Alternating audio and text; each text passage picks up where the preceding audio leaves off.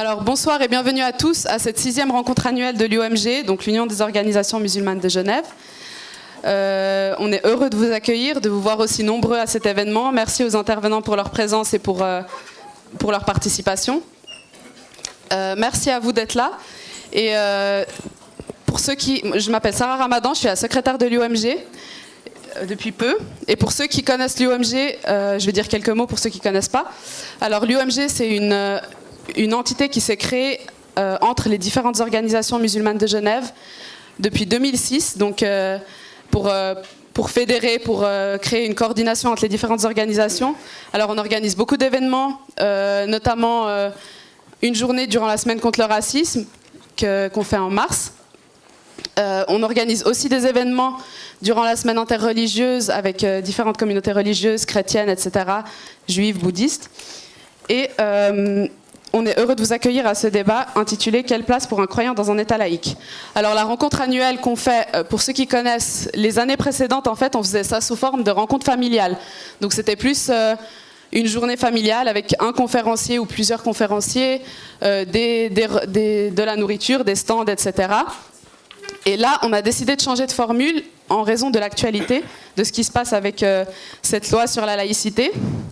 Donc, je vais juste rapidement dire ce qui s'est passé, mais on va y revenir plus précisément et plus en détail plus tard avec les intervenants. Alors, il y a une loi sur la laïcité de l'État qui a été votée en avril dernier par le Grand Conseil. Cette loi, c'était l'aboutissement d'un long processus de réflexion qui a été initié par le conseiller d'État Pierre Maudet. Et elle a été validée en avril dernier. Et le but, c'était de réfléchir sur l'article 3 de la Constitution genevoise du 14 octobre 2012 qui était déjà donc dans la Constitution, qui dit « L'État est laïque, il observe une neutralité religieuse, il ne salarie ni ne subventionne aucune activité culturelle et les autorités entretiennent des relations avec les communautés religieuses. » Donc c'est tout ce qu'il y avait sur la laïcité. Et il y a une loi qui a été lancée justement dans le but de concrétiser cet article qui était quand même assez abstrait et de donner des mesures pour garantir la paix et le vivre ensemble et la liberté religieuse. Alors, cette loi elle a été votée lors d'une séance plénière au Grand Conseil, en majorité, mais il y a une minorité qui s'y est opposée et qui a décrété que cette loi était, au lieu de garantir la liberté, elle était plutôt restrictive et elle empêchait la liberté de religion. Donc cette loi elle a été attaquée par 4 référendums qui touchent divers aspects de la loi. On y reviendra plus en détail, je ne vais pas rentrer sur le contenu de la loi maintenant. Mais juste, je veux dire qu'on a organisé cet événement parce que l'UOMG, on est une communauté religieuse, donc on est directement touché par ce qui se passe à ce niveau-là. Et on voulait justement ouvrir le débat et le dialogue entre différents points de vue et discuter de la notion de laïcité, aussi de ce qu'elle signifie vraiment pour chacun et ce qu'elle signifie vraiment. Et parler de la diversité, en fait, de la diversité religieuse. Donc, on organise cet événement en partenariat avec l'AMEUG, donc l'Association musulmane des étudiants de l'Université de Genève. Et sans plus tarder, je vais donner la parole à son président, Akrem Ali, étudiant en relations internationales, pour dire quelques mots, pour présenter son association, avant de passer au débat.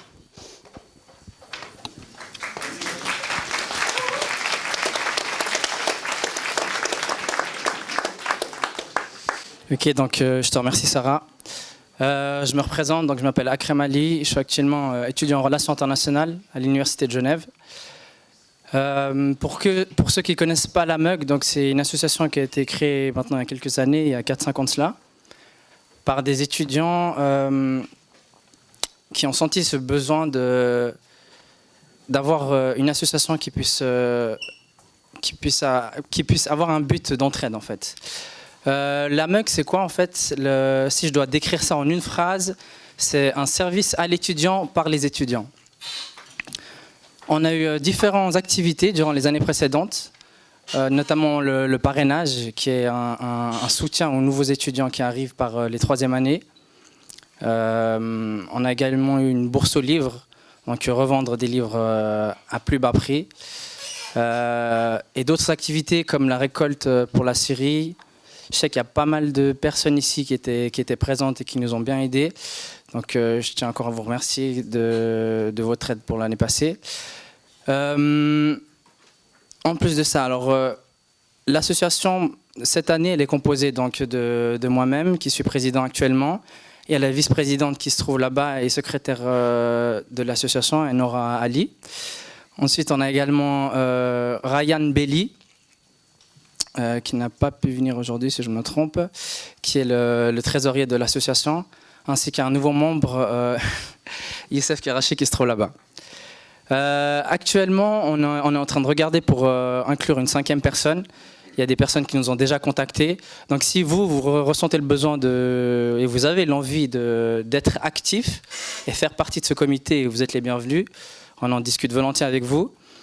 En plus de ça, on est ouvert également au projet des étudiants en fait. Lorsqu'un étudiant aimerait mettre en place un projet, n'importe quoi, comme la récolte des habits, c'était un projet d'un étudiant, il vient nous voir et nous on l'aide à trouver les salles, louer les choses, s'il y a besoin de bénévoles, etc. Donc je vous invite également à aller voir notre page AMUG sur Facebook. On est également sur les réseaux sociaux comme Instagram ou Snapchat. Et en dehors de ça, je vais laisser la parole aux députés. Je vous dis bon débat et je redonne la parole à Sarah. Merci. Merci Akrem. Alors sans plus tarder, parce qu'on a assez fait attendre nos intervenants, je vais les présenter avant de passer la parole au modérateur. Alors de gauche à droite, donc, on a Hani Ramadan, qui est directeur du Centre islamique de Genève, ancien président de l'UOMG, et qui a rédigé plus d'une 20aine de livres sur l'islam. Ensuite, à sa droite, nous avons Pierre Vanek, qui est député d'Ensemble à gauche et membre du mouvement Solidarité, membre de la Commission des droits de l'homme au Grand Conseil, et il s'est opposé à la loi sur la laïcité de l'État lors de son débat en plénière du Parlement, et il est engagé donc en faveur des référendums. Ensuite, nous avons Marc Falquet, qui est député UDC au Grand Conseil depuis 2009, membre de la Commission des droits de l'homme et conseiller municipal à Collonges-Bellerive depuis 2011. Ensuite, au milieu, il y a le modérateur. Après, il y a Monsieur Pierre Cohn, que je présenterai à la fin. Pardon. Désolée. Alors, qui est Monsieur Pierre Cohn, qui est Monsieur Jean-François Meyer, d'abord, qui est historien, observateur des courants religieux contemporains, auteur de plusieurs livres et de nombreux articles. Il est responsable de l'Institut Religioscope et il a publié un rapport sur des communautés religieuses à Fribourg dont il est originaire. Ensuite, nous avons Monsieur Pierre Cohn, qui est médecin de profession actuellement retraité, député depuis 2009, membre du groupe PLR au Grand Conseil, membre de la Commission parlementaire des droits de l'homme. Et dans cette commission, il a participé aux travaux sur la loi sur la laïcité et il a soutenu cette loi. Ensuite, nous avons pour finir Madame Sabine Tigmounine, qui est référendaire contre la loi sur la laïcité de l'État, 49 ans, mère de 3 filles et qui travaille comme infirmière et elle est conseillère municipale à Meyrin. Donc pour revenir au modérateur, je vais faire d'abord les intervenants.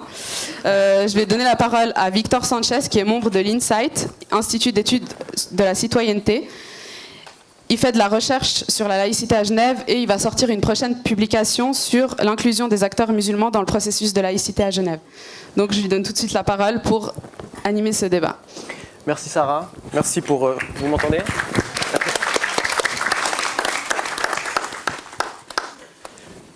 Merci Sarah, merci à l'UOMG pour avoir organisé cet événement qui, au vu des nombreuses personnes qui sont venues ce soir, est important. C'est un débat public qui est relativement saillant depuis quelques années dans la République genevoise et qu'il l'est devenu encore plus depuis l'adoption de la loi sur la laïcité au printemps passé.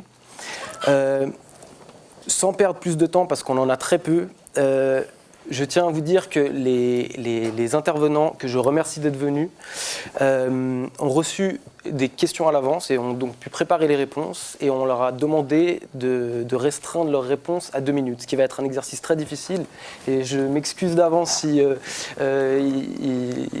il s'avère que je vous coupe quelquefois, mais étant donné que vous êtes nombreux et que vous avez beaucoup de choses à dire, je vous prie d'être bref et concis.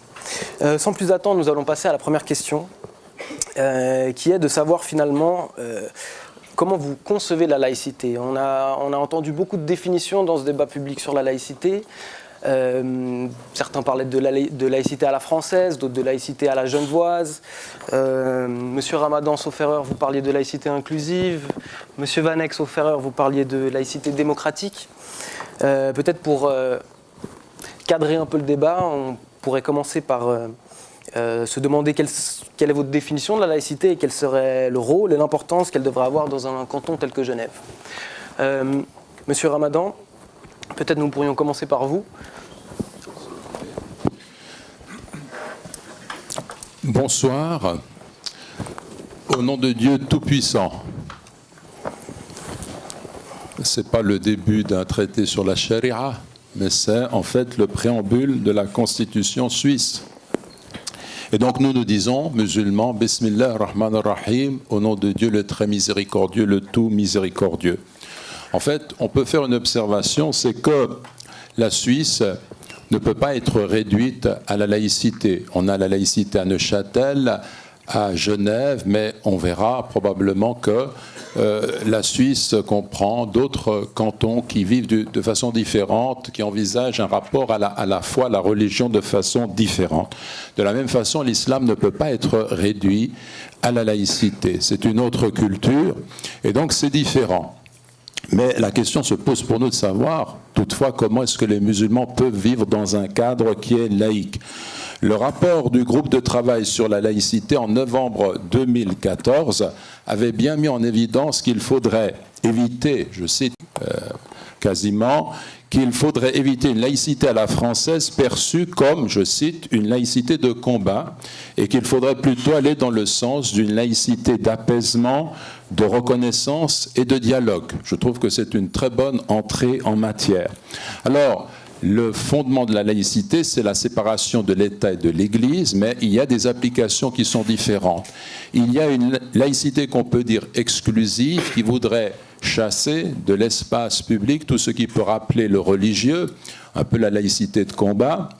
Il y a une laïcité qui est intrusive, où l'État se mêle des choses de la religion, ce qui n'est pas son rôle quand on définit bien la laïcité. Et puis, il y a une laïcité inclusive, c'est-à-dire qui demande à tous de respecter les lois de la République, tout en laissant la liberté de pratiquer sa religion aux juifs, aux chrétiens, aux musulmans, aux libres penseurs, à tous, et de se respecter les uns les autres et d'entrer dans une perspective de dialogue. Donc cette laïcité intrusive, c'est un concept qui est important. Nous la défendons dans le cadre de ce débat. Merci, Monsieur Ramadan. Vous êtes très ponctuel. Monsieur Vanek, je vous prie de poursuivre. Alors moi, il va falloir sans doute tirer la prise parce que donc, je vous confie cette mission. Pour moi, cette question est extrêmement importante. C'est pour ça que je me suis engagé dans ce débat, pas de manière routinière, parce qu'on m'a dit d'aller défendre telle position où j'étais, mais parce que ça répond à des convictions très fortes concernant les droits démocratiques, précisément. Annie Ramadan a dit que c'était pour moi, non, c'est vous qui avez dit que j'ai une conception de la laïcité démocratique. À mon avis, la laïcité est bien comprise et consubstantielle du respect des libertés, et elles sont très importantes. Moi, je ne suis pas religieux moi-même, mais je considère qu'il est indispensable de défendre les libertés publiques, les droits de l'homme, parce que si je ne les défends pas aujourd'hui pour des personnes qui sont particulièrement concernées, demain, c'est ma liberté à moi de défendre mes idées auxquelles je tiens qui sera mise en cause. Alors pour moi, je défends une conception de la laïcité paradoxalement, parce que je suis de gauche radicale, mais paradoxalement très libérale. Probablement que je suis plus libéral que Pierre Maudet sur cette question-là, qui est un homme, disons, dans une logique radicale, qui veut une mainmise de l'État sur un certain nombre de choses, où, à mon avis, il n'a pas à s'ingérer. Pour moi, j'ai 4 points pour la laïcité. C'est que, pour moi, l'État doit s'interdire absolument, mais absolument, d'intervenir d'aucune manière dans les questions dites religieuses pour contrer ou éliminer telle ou telle opinion ou pratique, ou pour en encourager, en soutenir, en propager telle ou telle autre. Il ne doit pas, c'est ça la neutralité de l'État en la matière. L'autorité doit en particulier s'interdire, l'État, tout rôle prescriptif en matière religieuse. C'est pas à lui de décider, y compris qu'est-ce qui est et qu'est-ce qui n'est pas une religion. Parce que si l'État commence à s'instituer tribunal de ce qui est religieux et ce qui n'est pas, ça pose un problème. Il ne doit, pour moi, pas y avoir de régime légal spécial ou particulier pour des groupes, des associations ou des personnes qui se considèrent comme religieux. Pour moi, c'est la liberté la plus étendue d'opinion, d'expression, d'association, de manifestation qui doit s'appliquer dans ce domaine-là comme dans les autres. Merci. J'ai un préambule avant de faire démarrer le chronomètre. Non. Alors, bon, Désolé. Merci. Oui, merci. Alors, merci de cette invitation. Je ne suis pas un spécialiste de la laïcité ni de la religion, mais le thème est vraiment intéressant, le thème de la laïcité. Mais je trouve qu'on devrait étudier effectivement également le thème de la croyance et surtout de savoir la définition de la croyance. Parce que dans la croyance, il y a un fort doute.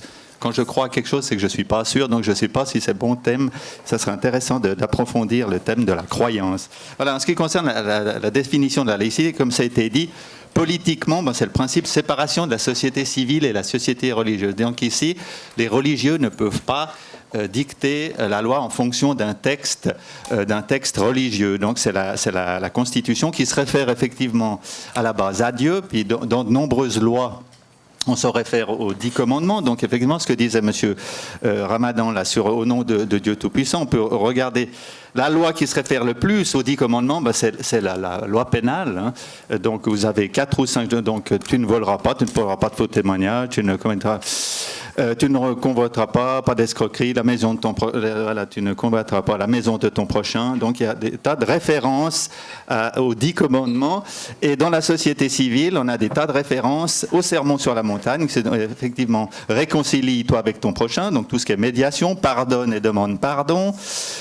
Donc on a des tas de lois qui se réfèrent effectivement aux 10 commandements. Par contre, la société doit s'organiser d'une manière laïque, et on a vu ce que ça donne en Iran, hein, au nom de la religion. Donc ils ont déjà massacré des centaines, en tout cas 100 000 personnes parmi les opposants, donc au nom de Dieu. Donc je ne pense pas qu'il faut mélanger la religion et la laïcité. Ce sont bien des choses séparées. Je crois que c'est mieux pour tout le monde. L'enseignement religieux, voilà. Ça va vite. Mais si vous avez une dernière phrase, allez-y. Non, c'est pas essentiel. Merci. Monsieur Mayer. Oui, je vous remercie. Et je pense qu'on est tous d'accord sur un point, c'est que la laïcité, elle s'écrit au pluriel, qu'elle n'est pas identique, par exemple, à cause d'histoires différentes, à cause de contextes différents entre la France et Genève, et aussi que la perception et la pratique de la laïcité évoluent. Par exemple, vous trouverez en France des catholiques qui sont aujourd'hui plutôt satisfaits d'une laïcité que leurs ancêtres décriaient. Je dois vous dire cependant, je viens de Fribourg, c'est un canton qui n'a pas inscrit la laïcité dans sa constitution. Cela me laisse un petit peu plus de marge de manœuvre peut-être, et je dois vous dire un certain nombre de réserves que j'ai par rapport au terme même de laïcité, à cause de cette multiplicité de significations, parce que selon les acteurs, elle est utilisée, comme on l'a déjà souligné, plutôt comme une laïcité de combat qui a pour but, disons, de confiner le religieux à la sphère privée, tandis que d'autres acteurs en ont fait quelque chose qui est en effet la gestion de la pluralité religieuse dans les sociétés contemporaines. Le problème, c'est que la porosité entre ces deux acceptions est constante. Le mode laïcité porte la charge des débats dont il est l'héritier et des débats qui continuent de l'alimenter avec de nouveaux enjeux, pouvant être compris à la fois comme position idéologique et comme mode de gestion de la diversité religieuse. Il présuppose en même temps que tous les acteurs doivent se plier aux règles de cette laïcité. Donc, vous l'aurez compris, même si je le dis très brièvement, je ne suis pas vraiment un adepte de la laïcité, mais je vous rassure, je ne viens pas semer la fitna dans la République en incitant incitant Genève à abandonner la laïcité. Je m'opposerai en revanche à son introduction dans la Constitution fribourgeoise. Je sais bien que pour les hommes et femmes de bonne volonté, qui sont sans doute la plupart des personnes présentes dans cette salle et qui doivent s'occuper peut-être de ces dossiers, la laïcité représente avant tout le cadre dont les contours sont à définir pour tenir compte de la présence de groupes religieux dans nos sociétés. Et dans cette perspective, qu'on la baptise laïcité ou non, je crois que tout canton suisse devrait avoir 3 principes directeurs dans le traitement des questions religieuses. Premièrement, traitement équitable de toutes les communautés religieuses, équitable, pas nécessairement égalitaire. Deuxièmement, attitude neutre et impartiale envers tous les citoyens, quelles que soient les convictions religieuses, dans la mesure où ils respectent les lois du pays. Et troisièmement, selon l'article 72 alinéa 2 de la Constitution fédérale, maintien de la paix civile en veillant à ce que les différences entre communautés religieuses ne portent pas atteinte à la paix, parce qu'il n'y a rien de pire pour un pays que la guerre civile ou de graves désunions, que Dieu en préserve à jamais notre confédération. Allez-y. Voilà, bonsoir mesdames, bonsoir messieurs. Je remercie les organisateurs de m'avoir sollicité à participer à ce débat. Donc effectivement, je suis député et j'ai participé à l'élaboration de la loi sur la laïcité de l'État, que j'ai effectivement voté en séance plénière, comme ça a été rappelé en introduction par Madame Ramadan. Je commencerai peut-être en modifiant un tout petit peu l'introduction que je souhaitais vous faire pour reprendre l'introduction qu'a fait Monsieur Ramadan qui se référait à la Constitution suisse, effectivement, au nom de Dieu Tout-Puissant, pour vous rappeler que Genève et Neuchâtel sont les 2 seuls cantons qui ont inscrit dans leur Constitution la séparation de l'Église et de l'État. Et je ne vous lirai pas en entier, vous pouvez le faire, le préambule de la Constitution genevoise adoptée en 2012 qui dit ceci: le peuple de Genève, reconnaissant de son héritage humaniste, spirituel, culturel et scientifique, et plus loin fait référence aux droits de l'homme et au respect des minorités. Je ne vous lis pas toute l'introduction, mais ça me paraissait important de recadrer notre débat, puisqu'effectivement, nous parlons aujourd'hui d'une loi cantonale qui s'inscrit dans la Constitution cantonale, et il est important de rester dans ce cadre-là pour avancer. Et en ce qui me concerne, donc, la définition de la laïcité telle qu'elle a été voulue et votée à Genève le 26 avril dernier par le Grand Conseil au terme d'un long processus parlementaire, correspond à notre histoire religieuse particulière entre la Réforme en 1536, le Kulturkampf, les guerres religieuses entre catholiques et protestants qu'a connu la Suisse en 1870, et puis les lois de séparation de l'Église et de l'État auxquelles je faisais référence tout à l'heure en 1907. Je fais donc mienne la définition retenue dans la loi genevoise sur la laïcité, une laïcité qui se définit comme un principe de neutralité. Ce n'est pas une définition ou des définitions dont toutes les personnes qui réfléchissent à la question finalement pourraient se retrouver, mais un principe de neutralité de l'État dans les affaires religieuses, tout en donnant la possibilité à l'État d'entretenir des relations avec les organisations religieuses, pour autant bien entendu que celles-ci s'engagent à placer et respecter l'ordre juridique suisse avant toute autre loi ou obligation religieuse. Maintenant, s'agissant... On va s'arrêter là peut-être. Alors, très bien, merci. Je vous remercie. On peut faire plus long, mais... on m'a donné... C'est violent, on m'a demandé d'être très strict. C'est comme au Parlement. C'est une simulation. Le Parlement s'engueule, ici on s'envolera pas. D'accord, alors, on l'espère. Ok, merci. Bonsoir à tous. Salam alaikum. Alors, le chrono est parti, donc je ne vais pas perdre mon temps. Je vous remercie quand même pour l'invitation. Donc, ce que j'aimerais dire, c'est qu'effectivement, en Suisse, en fait, il n'y a pas de religion officiellement adoptée par l'État. Les cantons sont autonomes sur ce sujet et ils choisissent leur propre organisation. Donc, cette neutralité de l'État, elle garantit la liberté, justement, apportée à toutes les croyances. Et c'est l'État qui a un impératif de laïcité, car il représente tout le monde, justement, mais ce n'est pas le cas des citoyens. Donc les citoyens qui, eux, ont la liberté de conscience, de croyance ou de non-croyance d'ailleurs. À ce titre, l'État se doit de traiter tout le monde sur un même pied d'égalité et il doit être exemplaire en ne discriminant pas une population en particulier. À Genève, cette neutralité de l'État qui définit la séparation, on l'a dit, avec les églises, elle doit être, à mon avis, bienveillante. Elle doit respecter la liberté religieuse et la liberté des lieux de culte. et elle doit être ouverte à la coopération dans l'intérêt général, sans s'immiscer dans les affaires religieuses. Ça, c'est la définition que j'en apporte. Et juste pour rebondir sur ce que me disait M. Falquet en parlant de la croyance, je n'ai pas la définition telle qu'elle, mais ce que je peux vous dire, c'est que quand on emploie le mot religion, je pense qu'on est tous religieux, qu'on le veuille ou non, parce qu'en fait, religion vient de religar, qui veut dire, c'est l'art de relier les gens entre eux. Alors les croyants, eux, vont se relier peut-être au divin, mais nous sommes tous des religieux si on prend cette définition de relier les gens entre eux. Merci. Vous avez encore... Mais je donne le temps, monsieur.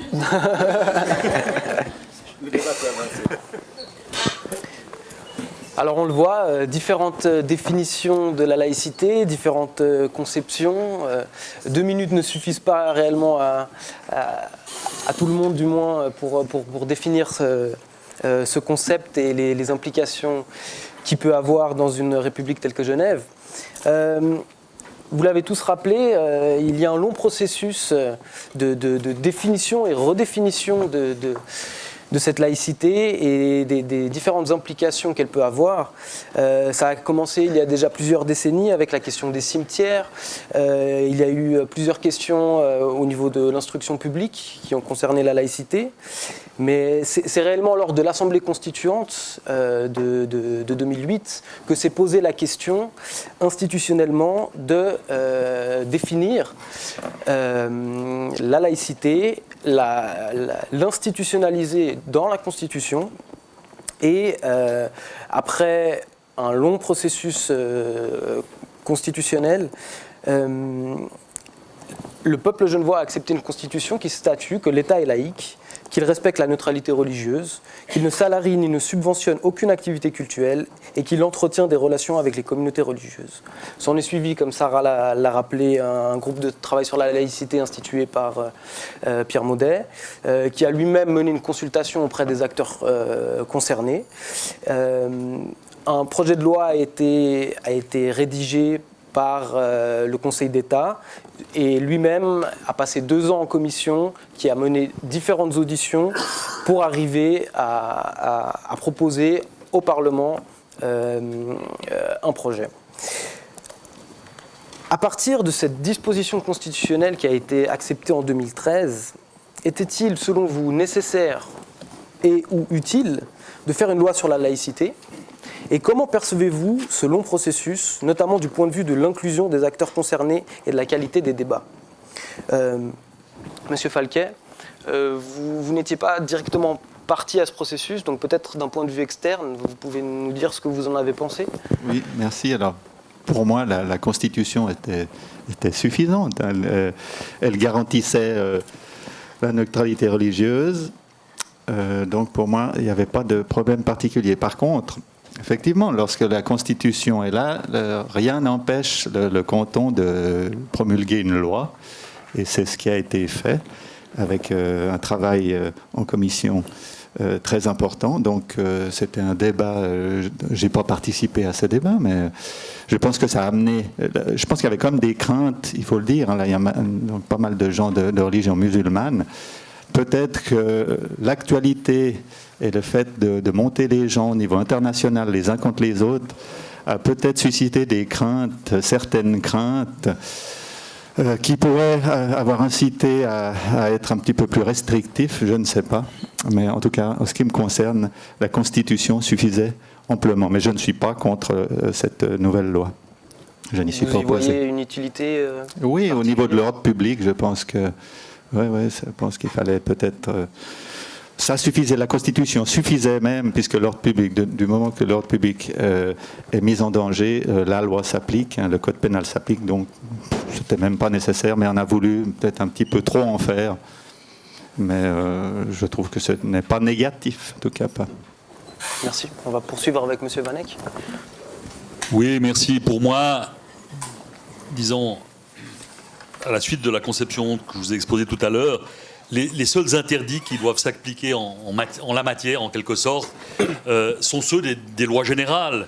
Les libertés et les droits que j'ai évoqués avant doivent pas faire l'objet de restrictions particulières. Il peut y avoir des restrictions limitées s'il y a vraiment un intérêt public, s'il y a une base légale, etc. Mais en respectant les droits fondamentaux, notamment la Déclaration universelle des droits de l'homme. Alors de ce point de vue-là, l'exercice est raté. Alors vous posez la question, fallait-il faire une loi ? La réponse, ce n'est pas la réponse de Pierre Van Eyck, c'est la réponse de deux spécialistes du droit constitutionnel, professeurs dans cette université, qui ont dit non. Il n'y avait aucune obligation légale, en tout cas. C'est une volonté politique, et une volonté politique de Pierre Maudet en particulier, de réglementer toute une série de domaines. Alors, il y a un aspect problématique avec ce qui a été fait, et ce qui explique aussi, et je crois que mes collègues ne me contrediront pas, la durée des travaux, c'est qu'on a voulu, avec cette loi sur la laïcité, faire un paquet ficelé en mettant beaucoup de choses. On a dans cette loi, qu'est-ce qu'on a ? On a la place des questions religieuses dans l'enseignement. C'est un sujet qui aurait pu être traité pour lui-même, séparément. On a l'accompagnement spirituel des gens dans les hôpitaux, les prisons, les aumôneries, etc. C'est un sujet qui pouvait trouver une réponse dans une loi concrète, proche du terrain. Il y en a le sujet qui a été enlevé puis rajouté à la fin, des biens incamérés. Ça ne concerne pas les musulmans, mais enfin, c'est les églises propriétés sous certaines réserves de l'Église protestante ou de l'Église catholique. Ça aussi, ça n'avait pas sa place là-dedans. Et on a les choses très très sensibles sur les signes religieux et puis l'ordre public, etc. Et Pierre Maudet a voulu ficeler un grand paquet en mettant tout ça ensemble. Et moi, j'en appelle, c'est une des qualités du référendum, c'est qu'il permet de déficeler ce paquet et puis de rediscuter tranquillement sur un sujet où il n'y avait aucune urgence à légiférer. Mon collègue Falquet, qui a voté la loi, le dit lui-même. Pour moi, la Constitution, disons, c'était déjà ça aurait suffi. Donc les référendums permettent, en disant non, permettent de déficeler le paquet et de remettre sur le métier, y compris les aspects non controversés de la loi, de les adopter rapidement et d'avoir une discussion concrète sur les aspects qui posent réellement problème en regard du droit supérieur et du droit international. Je vous laisse passer le micro. Ah, pardon. Merci. Merci. Bon, une loi n'était peut-être pas nécessaire, effectivement, mais elle comprend tout de même des points qui sont positifs, par exemple, et qui rejoignent l'idée de la laïcité inclusive. Par exemple, l'idée de l'égalité des communautés religieuses devant la loi, la contribution religieuse volontaire, l'aumônerie, donc on appelle maintenant l'accompagnement. Ça, ce sont des points qui sont positifs, qui peuvent être pris en considération.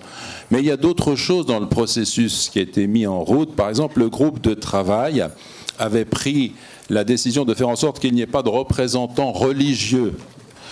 Et il y avait cependant un rabbin. Il n'y avait pas un imam dans ce groupe qui a présenté les propositions avant d'aboutir justement à cette loi. Donc il y a une entorse à la règle qu'on s'était donnée au départ. Autre point, la Commission des droits de l'homme n'a pas reçu l'UOMG.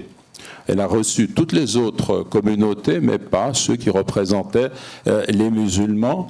Et on a soumis 6 pages avec nos propositions. Rien n'a été retenu. Par exemple, on avait proposé que la présente loi a pour but de protéger la liberté de conscience, de croyance et de pratique. Et on voulait insister sur cette notion de pratique parce que on voit que, par ailleurs, la loi va contre cette liberté de pratiquer la religion. Donc voilà, donc ceci pour dire que les musulmans aujourd'hui organisent ce genre de rencontres pour dire également que maintenant les choses vont changer. Il va falloir tenir compte de cette communauté qui s'implique, notamment dans le domaine citoyen, et qui a des droits, et qu'il faut apprendre aussi à écouter dans un dialogue qui est équilibré, qui est équitable.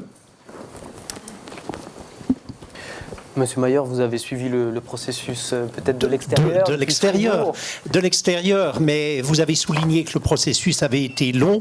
Il ne faut pas en étonner, je crois, parce qu'à Genève comme ailleurs, quand on touche aux questions religieuses dans un cadre politique ou légal, on appuie nécessairement aussi sur des points sensibles et on ouvre parfois une boîte de Pandore. Et ça n'est pas pour rien que les processus sont longs. Voyez tout simplement chez nos voisins vaudois la très longue gestation de règlement d'application de la loi sur la reconnaissance des communautés religieuses. Si je lis l'article 3 de la Constitution genevoise, il me semble parfaitement adapté à la réalité genevoise, et c'est vrai qu'à mon sens, on aurait pu s'en contenter. D'autre part, c'est vrai que je comprends aussi la volonté des autorités d'aller plus loin, parce qu'il y a inévitablement des questions d'application qui se posent et qui conduisent à vouloir définir plus précisément le cadre et aussi à s'adapter à de nouvelles réalités dans la société, notamment la présence de nouvelles communautés religieuses. Annie Ramadan vient de mentionner, par exemple, la mise à jour des dispositions existantes sur la contribution religieuse volontaire. Donc, je comprends qu'on ait pu éprouver le besoin de définir un cadre général plus détaillé, en même temps dans l'esprit d'une mise à jour. C'est vrai en même temps que le mieux est parfois l'ennemi du bien. En touchant à cela, on risquait inévitablement d'aller plus loin, et les préoccupations qui s'expriment dans les sociétés occidentales par rapport à l'islam, il y a 150 ans c'était le catholicisme à Genève, allaient inévitablement aussi marquer les débats et les résultats. Donc si une loi peut permettre de clarifier et d'éviter des querelles religieuses, pourquoi pas? Si elle en crée de nouvelles, alors si elle crée de nouvelles tensions à côté d'améliorations réelles, peut-être en effet vaut-il mieux remettre certains aspects sur le métier. Oui, allez-y, monsieur Cohn. Voilà. Oui, alors écoutez, concernant cette nécessité de légiférer ou non, la réponse est oui. Le Conseil d'État et le Grand Conseil, donc les organes démocratiquement désignés, ont tranché. Cette loi a été votée. Et alors effectivement, il n'y avait pas d'obligation en termes strictement juridiques. En revanche, la nouvelle Constitution, à son alinéa 1, à l'article 3, disait « l'État est laïque ». Et à l'alinéa 3, c'est une introduction nouvelle dans la Constitution, les autorités entretiennent des relations avec les communautés religieuses. Et il est apparu sur le plan politique qu'il paraissait important de définir en quoi consistent ces relations et comment se définissent les communautés religieuses. Ça a été le principal incitatif à construire cette loi, qui effectivement au passage a englobé toute une série d'autres aspects qu'a évoqué tout à l'heure mon collègue Pierre Van Eyck.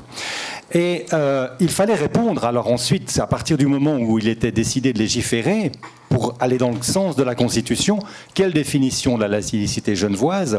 Qu'est-ce que la neutralité religieuse? Qu'est-ce qu'une activité cultuelle susceptible d'être interdite sur la voie publique? Quelle relation entretenir avec quelle organisation religieuse et sur quels critères? Donc c'est ça qui a été à l'origine de ce projet de loi. Et le long processus, notamment du point de vue de l'inclusion des acteurs concernés et de la qualité des débats, j'observe que les travaux préliminaires du groupe de travail, ça a été dit, sur la laïcité, dont le rapport a été soumis à la consultation très large des organisations religieuses, y compris d'ailleurs les organisations de l'UOMG, 60 séances de commission parlementaire, plusieurs dizaines de personnes auditionnées et des organisations auditionnées, montrent que le processus démocratique a parfaitement fonctionné. Alors il est exact, M. Ramadan l'a mentionné, c'est juste, je confirme ce qu'a dit M. Ramadan, l'UOMG n'a pas été auditionné en tant que fêtière, parce que la mode de travail de la commission qui travaille sur ce projet de loi souhaitait pouvoir auditionner, elle avait le temps pour ça, les organisations, c'est ce que nous avons fait pour toutes les autres communiqués, prises individuellement. Donc là, il y a eu peut-être un élément d'organisation qui n'a pas fonctionné. Cela étant, et peut-être pour répondre à la remarque de M. Ramadan, toutes les communautés ont fait part de leur proposition d'amendement. Il est évident que nous n'avons pas intégré la totalité, voire même pour certains pas du tout, et pas seulement celle de l'OMG, des propositions qui étaient faites pour l'élaboration de cette loi. Donc le processus démocratique a parfaitement fonctionné. Merci. Merci. Il n'est pas au bout.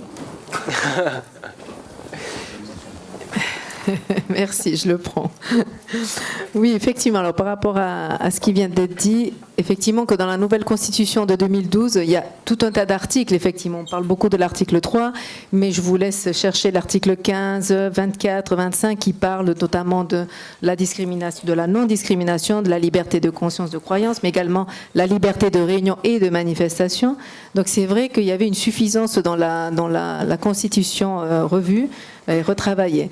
Et pour moi, c'est un cadre qui a été posé avec cette nouvelle Constitution et elle reflète d'ailleurs ce qu'on retrouve dans l'article 15 de la Constitution au niveau fédéral, même dans l'article 18 de la Déclaration universelle des droits de l'homme, c'est des choses qui sont liées de défense des droits de chacun.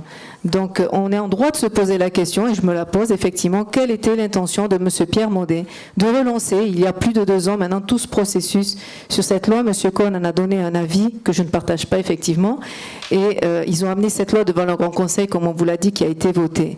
Et pour moi, à Genève, la paix confessionnelle, elle existe, et je souhaite qu'elle perdure. Mais pour moi, les dépositaires de cette loi, ils menacent, vraiment, menacent cet équilibre, et ils inventent des problèmes qui n'en ont jamais été, en tout cas. Et cette loi sur la laïcité, pour moi, elle exclut. Lisez bien le contenu. Elle discrimine, et elle prive d'ailleurs une partie de la population de ses droits et de ses ambitions. Donc pour moi, cette loi qui devient prohibitive, eh ben, il s'avère, pour moi, c'est l'arbre qui cache la forêt, en fait. C'est une porte d'entrée, à mon avis, pour de nouveaux textes de plus en plus restrictifs, qui nous pendent au nez, et qui risquent d'ailleurs de provoquer des attitudes de repli sur soi et de défiance. Et quand on parle, effectivement, comme M. Falquet dit, que de l'extérieur, on monte les gens les uns contre les autres, mais je m'excuse, M. Falquet, mais c'est la méthode UDC qui fonctionne comme ça ici en Suisse, de monter les gens les uns contre les autres, de faire peur aux gens. Et si la Constitution, comme vous dites, suffit par rapport à ce sujet, ben, il faut être cohérent jusqu'au bout. Il faut voter contre cette loi. Il faut assumer et ne pas suivre comme des moutons. Merci.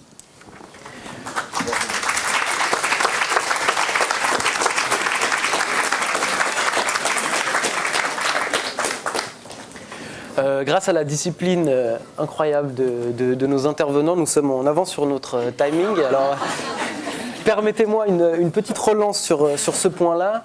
On parle de processus démocratique, on dit qu'il a très bien fonctionné. Monsieur Ramadan a exprimé certains doutes par rapport à la qualité démocratique de ce processus. Peut-être nous pourrions rentrer brièvement dans les détails. Le groupe de travail sur la laïcité qui a été constitué par Pierre Maudet ne visait pas à avoir des représentants, en tout cas c'est ce qui est écrit dans le rapport sur la laïcité, des représentants des communautés religieuses. Comme vous l'avez très bien dit, Monsieur Ramadan, il y avait pourtant des représentants de certaines sensibilités religieuses, notamment un rabbin. Qu'en pensez-vous d'un point de vue démocratique ?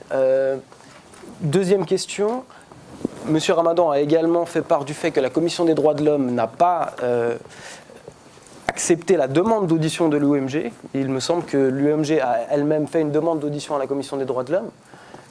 Il me semble que les composants de l'UMG n'ont pas non plus été auditionnés par la Commission des droits de l'homme. Qu'en pensez-vous, M. Cohn ? Qu'en pensent les autres intervenants ? Alors, je me suis exprimé sur la question et je pense avoir été très clair. La Commission a invité les organisations religieuses et, comme elle l'a fait pour les autres communautés, ne souhaitait pas auditionner le représentant d'une fêtière d'association. Voilà, et je pense qu'il faut être aussi très clair, c'est que les commissions parlementaires sont libres de leur travail. Et les sensibilités politiques d'une manière générale, et plus particulièrement par rapport à cette question, étaient largement représentées dans la commission, n'est-ce pas ? Et d'ailleurs, on le voit encore aujourd'hui, hein, les débats restent polarisés sur cette question. Donc le processus démocratique consiste effectivement d'aller au bout des questions. Et la commission a considéré qu'elle était allée réellement au bout de la question. Donc de ce point de vue-là, on n'a absolument rien à se reprocher. Et pour aller un petit peu plus loin, comme vous le savez, les commissions parlementaires travaillent les projets de loi.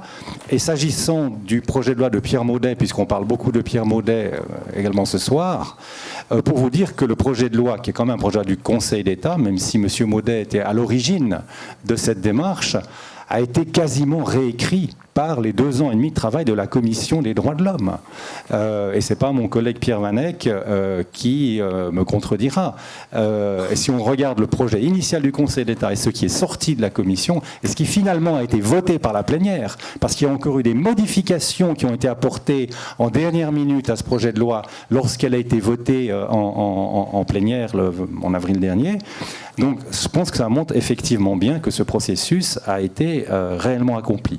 Donc la Commission des droits de l'homme qui a travaillé sur ce projet de loi n'a pas simplement cherché juste à être de bons petits soldats et puis à prendre tel quel le projet de M. Maudet et puis avec de gros chausse-pieds faire en sorte qu'il passe, pas du tout. Nous n'aurions pas travaillé comme nous l'avons fait, je l'ai dit, c'est quand même, comme j'ai dit, je crois qu'il y a eu plus de 60 séances de commission, des dizaines d'auditions, voilà, donc là vraiment le travail a été fait au fond et à la forme, et là le processus vraiment a été complètement respecté. Quelqu'un veut réagir? Oui, si je peux vous me Oui, tirer la allez-y. prise quand Oui, bien sûr. j'en dis trop, mais bon, on parle de processus démocratique qui a été jusqu'au bout. Il n'a pas tout à fait été jusqu'au bout. Le processus démocratique se terminera dans les urnes au mois de février probablement. Et je m'en félicite parce qu'un référendum, c'est bien. C'est bien que des citoyens, dont certains sont dans cette salle, se soient engagés pour réfléchir à une loi importante pour notre collectivité. C'est bien que les citoyens en dernière instance puissent se prononcer. Alors, sur les auditions, malheureusement, je n'étais pas dans la commission durant cette première période de travaux. Elle a travaillé 2 ans. Moi, j'étais là essentiellement la 2e année, donc je ne peux pas me prononcer. Mais enfin, sur les limites du processus démocratique, je pense que si cette loi n'avait pas été votée dans les conditions d'une campagne électorale, on était juste avant, Pierre, confirme-moi ça, juste avant le 2e tour du Conseil d'État, toute une série de députés qui ne voulaient pas désavouer Pierre Maudet à la veille des élections ont voté pour le projet de loi sans en être forcément très très convaincus. Donc de ce point de vue-là aussi, d'un point de vue démocratique, déficeler le paquet comme le fera le référendum et reprendre un certain nombre de discussions à tête un peu plus reposée me semble salutaire, précisément du point de vue d'un processus démocratique, disons, achevé. Pas d'autres réactions par rapport à ce point-là? Précisons encore, donc là, on n'a pas totalement répondu à votre question. Comment expliquer la présence d'un rabbin dans le groupe de travail qui a présenté un projet et l'absence d'un imam quand on sait que, en fait, le projet, cette loi, concerne vraiment beaucoup les musulmans? Est-ce qu'il y a une explication? Il faut quand même noter qu'il n'y avait ni curé ni pasteur dans le groupe de travail. Il me semble que les représentants étaient des représentants de sensibilité religieuse, mais pas de leur communauté religieuse. Telle était la justification avancée par certains acteurs de ce groupe de travail. Monsieur Falquet, une réaction par rapport à ça? Oui, moi j'aurais effectivement aimé qu'il y ait des représentants de la communauté musulmane. Ça aurait été la moindre des choses. Voilà. Un respect en fait envers cette communauté. Juste donc réagir concernant l'UDC qui monte les gens les uns contre les autres. Non, c'est pas vrai. Déjà, on a des musulmans à l'UDC, déjà premièrement, et on soulève effectivement des problèmes qui sont des véritables problèmes dont il faut traiter. Le renvoi des criminels étrangers, l'immigration de masse, c'est sous des problèmes de société. Les minarets, je vous rappelle que c'est pas l'UDC, mais le peuple suisse qui a accepté cette initiative. Hein. On n'est pas majoritaire, donc c'est faux. Et concernant l'islam, c'est vraiment les médias qui relayent sans arrêt des informations concernant des barbaries, des actes de terrorisme. Finalement, on crée une espèce de phobie, de phobie généralisée, en faisant croire que le terroriste est partout, alors que c'est totalement faux. Je ne serais pas étonné que le terrorisme soit organisé par les gouvernements eux-mêmes, hein, pour plusieurs raisons, notamment augmenter les budgets des services de renseignement, etc. Donc je ne pense pas que ce soit effectivement les musulmans eux-mêmes qui organisent le terrorisme dans le monde, mais je pense que ce sont les services de renseignement des États qui s'occupent de ça. C'est trop bien organisé, je m'excuse de dire ça, mais c'est une organisation militaire et ce sont pas des gens comme ça, des illuminés, ils sont simplement instrumentalisés et servent, et ça passe souvent à travers la police et à travers les services de renseignement. Voilà, merci. Là, je vais la garder. Sabine, Jean-François? D'accord. On peut donc passer au point suivant, qui est de rentrer dans la matière de cette loi sur la laïcité. Elle traite diverses dimensions. On a parlé d'un paquet ficelé, de loi fourre-tout. Les dimensions principales sont les biens camérés, la contribution religieuse volontaire, l'enseignement du fait religieux et bien sûr la neutralité religieuse des agents de l'État. Avec cet amendement qui a été ajouté en plénière alors qu'il a été refusé tout le long du processus, de façon assez majoritaire, sur l'interdiction pour les élus législatifs municipaux et cantonaux d'arborer des signes extérieurs, comme c'est écrit. Considérez-vous que cette loi incarne votre conception de la laïcité et répond aux enjeux du vivre ensemble? Peut-être nous pourrions commencer par vous, Jean-François Mayer. Si vous voulez.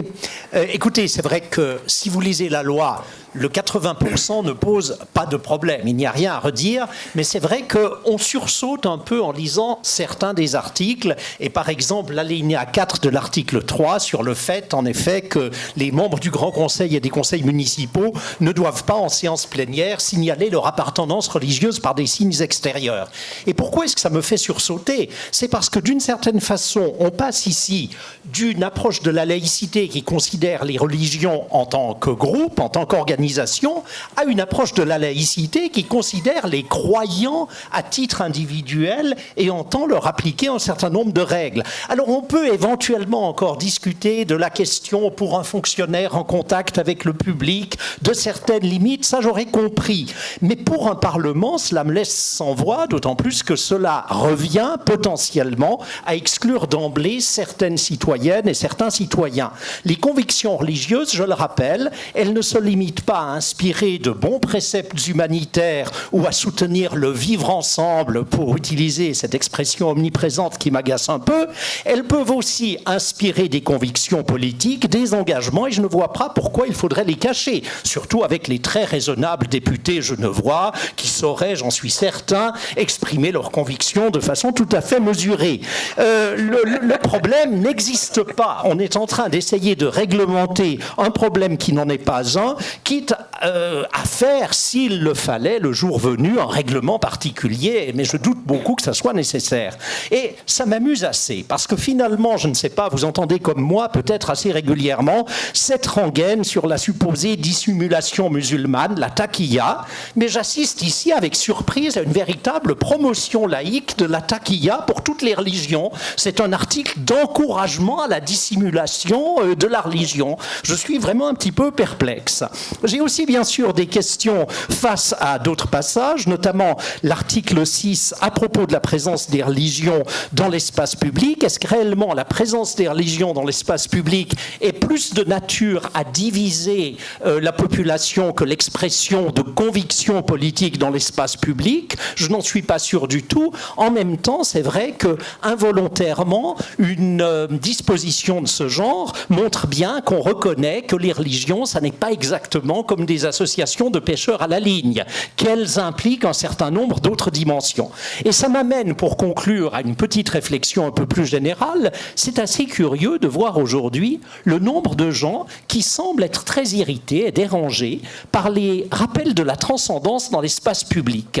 Je me souviens d'une expérience qui m'avait beaucoup frappé pendant un débat autour des minarets en 2009, un auditeur qui m'avait dit « mais je ne suis pas seulement personnellement dérangé par les minarets, mais aussi par les clochers des églises. Je ne supporte pas tout rappel de la religion dans l'espace public. » Alors, je ne dis pas que ce soit là que veuille en arriver la loi genevoise, ne me faites surtout pas dire ce que je n'ai pas dit, mais ça montre qu'il y a là quelque chose qui semble déranger d'une certaine façon. Peut-être qu'on pourrait même, ma foi, se réjouir de voir les religions être ce poil à gratter qui vient un peu déranger dans leur confort des sociétés sécularisées, à leur rappeler qu'il y a peut-être autre chose. Mais bon, là, on sort des questions de la loi genevoise. Monsieur Paul ? Oui, allez-y. Vous voulez que je m'exprime sur ce que vous avez introduit, donc qui serait finalement cet alinéa 4 de l'article 3. C'est comme ça que vous avez introduit. Ça ne correspond pas exactement, on va dire, à la thématique que nous étions censés aborder en ce point. Mais on peut le faire. C'est une suggestion de... Vous pouvez aussi vous prononcer sur d'autres articles, d'autres dispositions. Non, parce que je pense que c'est un point. Donc, je pense que pour l'auditoire, c'est important de le lire. Pour savoir exactement de quoi on parle, ça a été à peu près indiqué tout à l'heure. C'est donc l'article 4 qui s'appelle neutralité religieuse de l'État. L'article 3, neutralité religieuse de l'État, et qui dit à son alinéa 4. Lorsqu'ils siègent en séance plénière ou lors de représentations officielles, les membres du Grand Conseil et des conseils municipaux s'abstiennent de signaler leur appartenance religieuse par des signes extérieurs. Voilà. Et ça, je pense que c'est un point, ça mérite qu'on s'y arrête, hein, parce que, comme je l'évoquais tout à l'heure, le projet de loi tel qu'il était sorti de commission ne prévoyait pas cette disposition. C'est une disposition qui a été introduite par un amendement en séance finale en plénière du Grand Conseil. Donc je pense que c'est important. Et pourquoi est-ce que je pense que c'est important? C'est parce que c'est un point qui est réellement débattu, et qui a été débattu en Commission des droits de l'homme, au point que la Commission des droits de l'homme vote le projet de loi tel qu'il était sorti de ses travaux sans cette disposition. Et ça, c'est important de le savoir. Ceci d'autant plus que le parti politique Les Verts ont recouru contre cette disposition spécifique que je viens de vous lire à la Chambre constitutionnelle de la Cour de justice. Considérons, je vous la fais courte, je ne suis pas juriste d'ailleurs, que cette disposition n'était pas conforme au droit supérieur, donc à la Constitution suisse. Voilà, donc ça, si vous voulez, c'est vraiment un point qui est un point important. Et en plus de ça, peut-être que nos débats aujourd'hui sont un tout petit peu limités par le fait que c'est la voie juridique qui a été choisie par le groupe des Verts pour essayer de rétablir ce que la Commission, dans le fond, elle-même avait produit dans ses travaux. C'était cette disposition qui n'existait pas. Alors maintenant, si vous permettez, bien sûr, allez-y. Je pense que effectivement, dans cet article qui s'appelle « Neutralité religieuse de l'État », le principe a été le suivant. C'est de dire les exécutifs et les magistrats, ça peut être les conseillers d'État, les conseillers administratifs des communes, mais également les magistrats du pouvoir judiciaire, de même que les agents de l'État, c'est les fonctionnaires, aussi bien les fonctionnaires cantonaux que communaux, doivent s'abstenir, lorsqu'ils sont en contact avec le public, de porter des signes d'appartenance religieuse. Voilà. Et ça, la Commission considérait que c'était une façon très claire de dire l'État, avec ses magistrats, ses fonctionnaires, etc., c'est une chose. Et puis après, il y a la population. Alors évidemment, la population, elle, doit pouvoir se trouver, d'avoir des garanties pour pouvoir exprimer sa liberté religieuse. Et puis on s'est retrouvé effectivement avec les élus délibératifs, ceux qui représentent leurs électeurs dans les débats du Grand Conseil et dans les débats des conseils municipaux. Où est-ce qu'ils sont? Qui est-ce qu'ils représentent? Est-ce qu'ils représentent l'État? Ou est-ce qu'ils représentent la population, leurs électeurs? Et dans le fond, si vous voulez, nos débats ont tourné là autour. Donc ce n'était pas du tout des débats qui étaient des débats passionnels, on veut pouvoir exprimer son appartenance religieuse ou on ne veut pas. C'est-à-dire où est-ce que se situent les délibératifs? Voilà. Et cette question n'est effectivement pas tranchée aujourd'hui, ni du point de vue juridique, comme je vous le disais, puisque recours est pendant devant la Chambre constitutionnelle de la Cour de justice, recours qui d'ailleurs a été suspendu, puisque ce projet de loi, c'est madame qui me le précisait tout à l'heure, ce projet de loi est frappé de référendum. Je vais m'arrêter là, pour ne pas finalement à ce stade, parce que c'est pas ça qui est important, exprimer mon avis personnel, mais que chacun bien comprendre comment le processus s'est arrêté sur ce point. Je vous remercie. Peut-être repasser à Sabine. Oui, merci. Avant de poursuivre sur cette question, j'ai une question à M. Cohn. J'aimerais que vous me disiez, M. Cohn, qu'est-ce que c'est pour vous des signes extérieurs religieux? Est-ce que vous pouvez me décrire les signes extérieurs religieux, s'il vous plaît? Alors, je peux vous répondre de deux manières.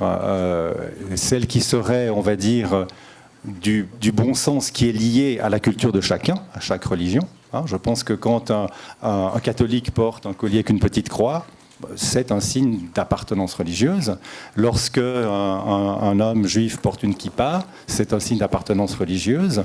Voilà. Donc je pense qu'il y a un certain nombre de signes qui parlent, on va dire, au bon sens. Maintenant, je peux vous répondre d'une autre manière, qui est de dire, admettons que cette loi, un jour, telle qu'elle, entre en force. Évidemment, le Conseil d'État sera confronté au fait de réglementer l'application de cette loi. Et je lui retourne votre question, parce qu'effectivement, probablement que cet aspect devra être précisé dans le règlement de la loi le moment venu. D'accord. Vous avez oublié le voile, hein, au passage. Bon. Vous avez dit la kippa, donc ça me rassure parce que vous aviez dit tout le contraire dans les débats. Oui, effectivement, ce que vous n'avez pas précisé, c'est effectivement l'amendement, comme vous dites, qui a été déposé, qui vise uniquement les élus, a été déposé quand même par un collègue de votre parti, donc par le PLR.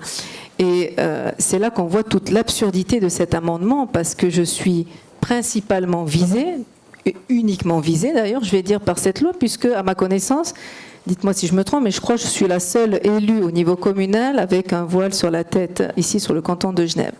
Donc quand cet amendement est sorti, je ne sais pas quelle était l'intention de tout cela, sachant que j'étais candidate aussi au Grand Conseil à ce moment-là. Donc je ne sais pas qu'est-ce qui s'est tramé dans les débats, je n'étais pas présente. Mais pour vous dire l'absurdité, ça veut dire que en tant que citoyenne suisse, j'ai le droit d'être candidate, j'ai le droit d'être élue, j'ai le droit de siéger en commission à huis clos, de travailler, de faire mon job.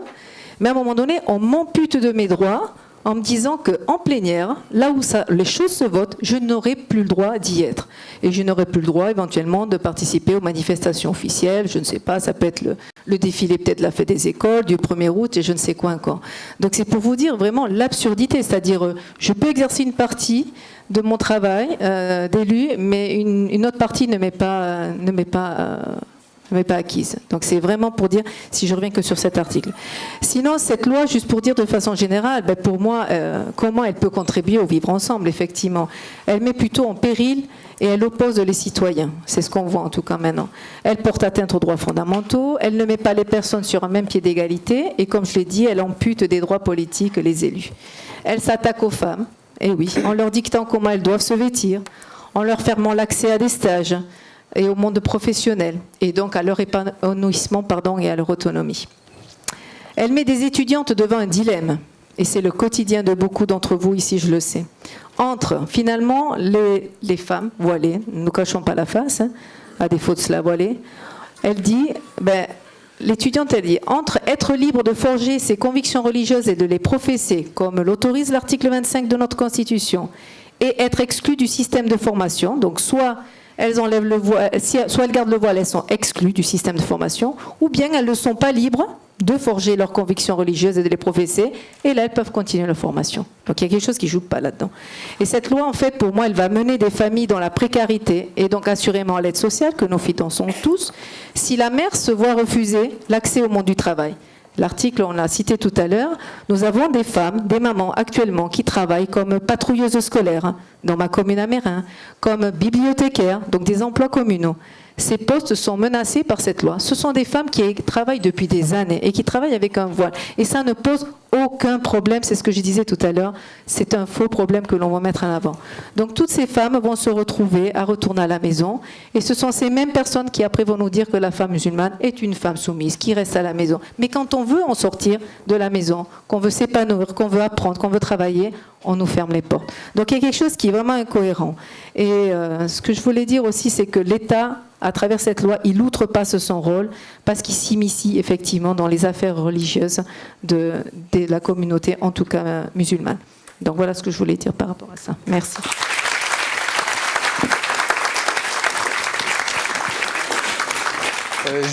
Juste avant de passer la parole à ma gauche, j'aimerais juste préciser d'un point de vue factuel qu'au niveau de l'Assemblée constituante, cette disposition sur l'interdiction des signes extérieurs pour les élus avait été refusée, au niveau du groupe de travail également, et qu'elle a été proposée 4 fois au niveau de la Commission des droits de l'homme et refusée 4 fois au niveau de la Commission des droits de l'homme. C'était juste une clarification factuelle.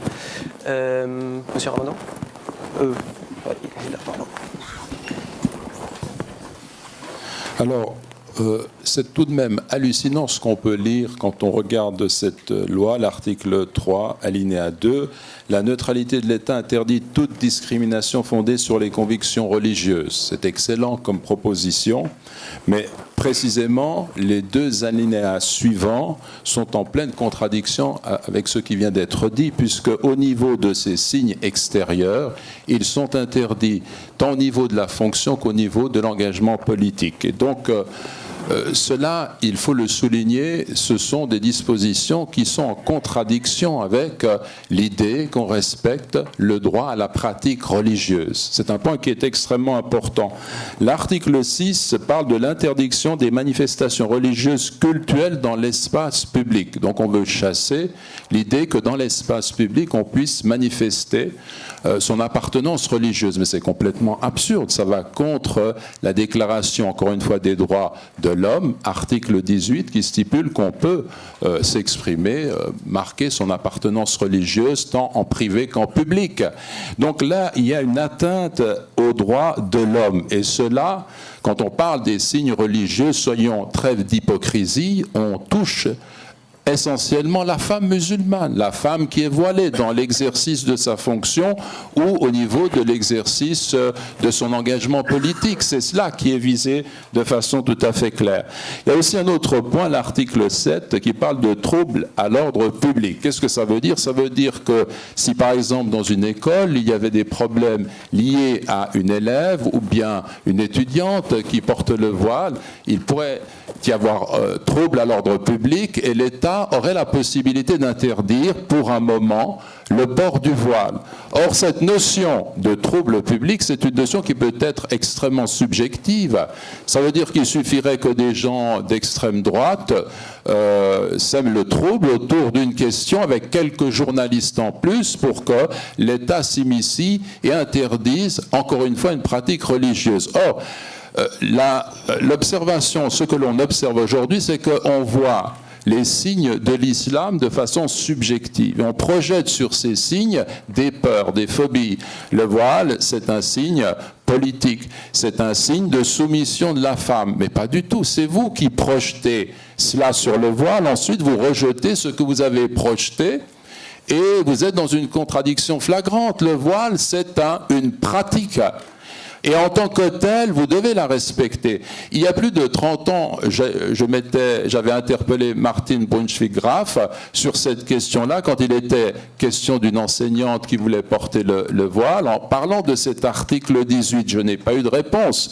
Dernièrement, il y a quelque temps, il y a eu un échange au niveau de la presse, les opinions, par rapport à Pierre Maudet. Je l'ai interpellé, il m'a répondu, il n'a pas de réponse par rapport à cet article, par rapport à cette pratique. Quand on dit, mais c'est prévu.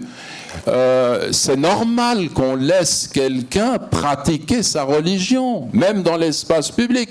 L'espace public n'appartient pas à ceux qui voudraient en exclure tout ce qui rappelle qu'un individu aime Dieu, veut pratiquer la foi de l'islam et qu'une musulmane le fasse volontairement. À partir du moment où elle le fait de façon volontaire, qu'elle estime que c'est sa pratique, de quel droit peut-on violer sa conscience? Aller contre sa pratique. En plus, il faut faire une distinction entre la fonction et ce que l'on est. On peut être, par exemple, un juif qui porte sa kippa, qui viendrait dans le cadre de l'enseignement public enseigner les mathématiques. Eh bien, ce serait l'occasion pour les élèves de se rendre compte de ce qu'est la société laïque qui comprend, qui inclut ses croyances. Et derrière cette kippa, il y a une culture, le judaïsme, qui est extrêmement riche, mais l'important, c'est qu'il enseigne les mathématiques. Pourquoi est-ce qu'on veut absolument cacher ce qui relève de signes qui nous renvoient à Dieu dans une laïcité qui serait alors exclusive? On va dans ce sens. Je pense qu'à Genève, on peut faire mieux. À Genève, il y a un esprit de Genève qui fait qu'on peut vivre ensemble, se respecter mutuellement, échanger, dialoguer, et on peut aller dans ce sens. Pourquoi est-ce qu'on vient maintenant empêcher c'est quand même dramatique de voir que par exemple une jeune fille qui doit se décider à s'engager pour des études renonce à des études pour devenir enseignante alors qu'elle voudrait l'être, et parce qu'il y a ces lois, elle sait qu'elle ne pourra pas l'être. Si elle est convaincue elle-même, elle veut pratiquer sa religion, comment est-ce qu'on peut l'empêcher de pratiquer sa religion et en même temps de se libérer, de travailler dans ce qui est sa vocation? Où est-ce que l'on va de cette façon-là? C'est révoltant, c'est une atteinte aux droits de l'homme. Et moi je vous dis, mettez en avant la pratique, l'article 18, et respectez les musulmans. Voilà. Merci.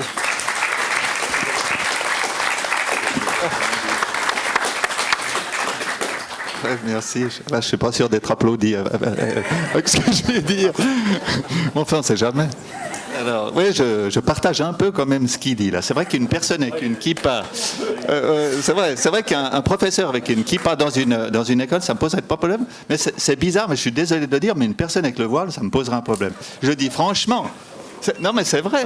Pourquoi? Non, mais c'est pas la question. Effectivement, il y a une mauvaise image, qui a été posée sur le voile. En ce qui me concerne, je suis pas religieux, mais jamais je vais aller je vais aller faire une démonstration de ma prière. Je ne vais pas aller mettre mon tapis en public puis prier. Je vais trouver un endroit discret. Je vais prier discrètement. Je ne suis pas obligé de montrer mon contact. Si j'ai un contact, je ne sais pas qui c'est qui a le contact avec Dieu, qui reçoit des messages directs de Dieu ici, qui viennent nous expliquer.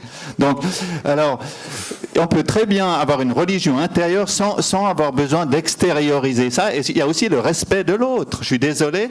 Mais moi, je n'aimerais pas être reçu par un tribunal avec une personne voilée, l'autre avec la kippa, puis l'autre, un monsieur avec une croix. Je ne vais pas dans un tribunal religieux. Donc, il y a un minimum de respect aussi envers les gens qui ont d'autres croyances. C'est une question aussi de droit de l'homme, de respecter les autres, les convictions des autres, et de ne pas imposer. On a l'impression, je m'excuse, je parle assez franchement, hein, on a l'impression que l'islam veut imposer quelque chose, qu'elle a une mission pour faire, je ne sais pas laquelle, il faudra m'expliquer. Et ce que j'aimerais savoir aussi, c'est si le voile est un signe religieux. S'il est un signe religieux, il ne doit pas figurer. La loi là, est claire, il n'y a pas de signe religieux. Alors je vais vous montrer quelque chose, je vais vous montrer le tribunal. Si je vais au tribunal comme ça, vous me direz ce que vous en pensez. Alors, attendez. Est-ce que vous aimeriez... Voilà, je vous reçois comme ça au tribunal, où même si je vais à la mosquée comme ça, peut-être je vais être bien accueilli, mais peut-être je vais choquer les autres, alors que Jésus est quelqu'un de paix, il s'est fait assassiner et tout. Mais je n'oserais pas m'afficher comme ça, nulle part, surtout. Alors, est-ce que vous accepteriez que dans une administration, on vous reçoive avec un crucifix comme ça? C'est vrai, la religion est quelque chose de privé, d'intime. La relation avec Dieu est une question d'intime. Il n'y a pas besoin de la montrer. Plus on veut montrer quelque chose, en général, c'est moins on l'a. Merci. Juste une question. Écoutez, juste Après, une ce sera question. M. Vanek, hein. Très rapidement. Quand la musulmane porte le voile par conviction personnelle, intime, c'est sa relation avec Dieu. Elle doit le porter dans l'espace public également. En quoi est-ce que cela est une façon de vous manquer de respect? C'est peut-être dans votre regard, à vous, qui regardez la femme voilée, que vous imaginez qu'elle vous manque de respect. Mais ce n'est pas du tout le cas. Monsieur Vanek. C'est ça. Autrement, la croix vous va très bien. Mais, vous savez, le christianisme, c'est aussi un cheminement pour aller dans le sens de l'islam, ce qu'on vous souhaite.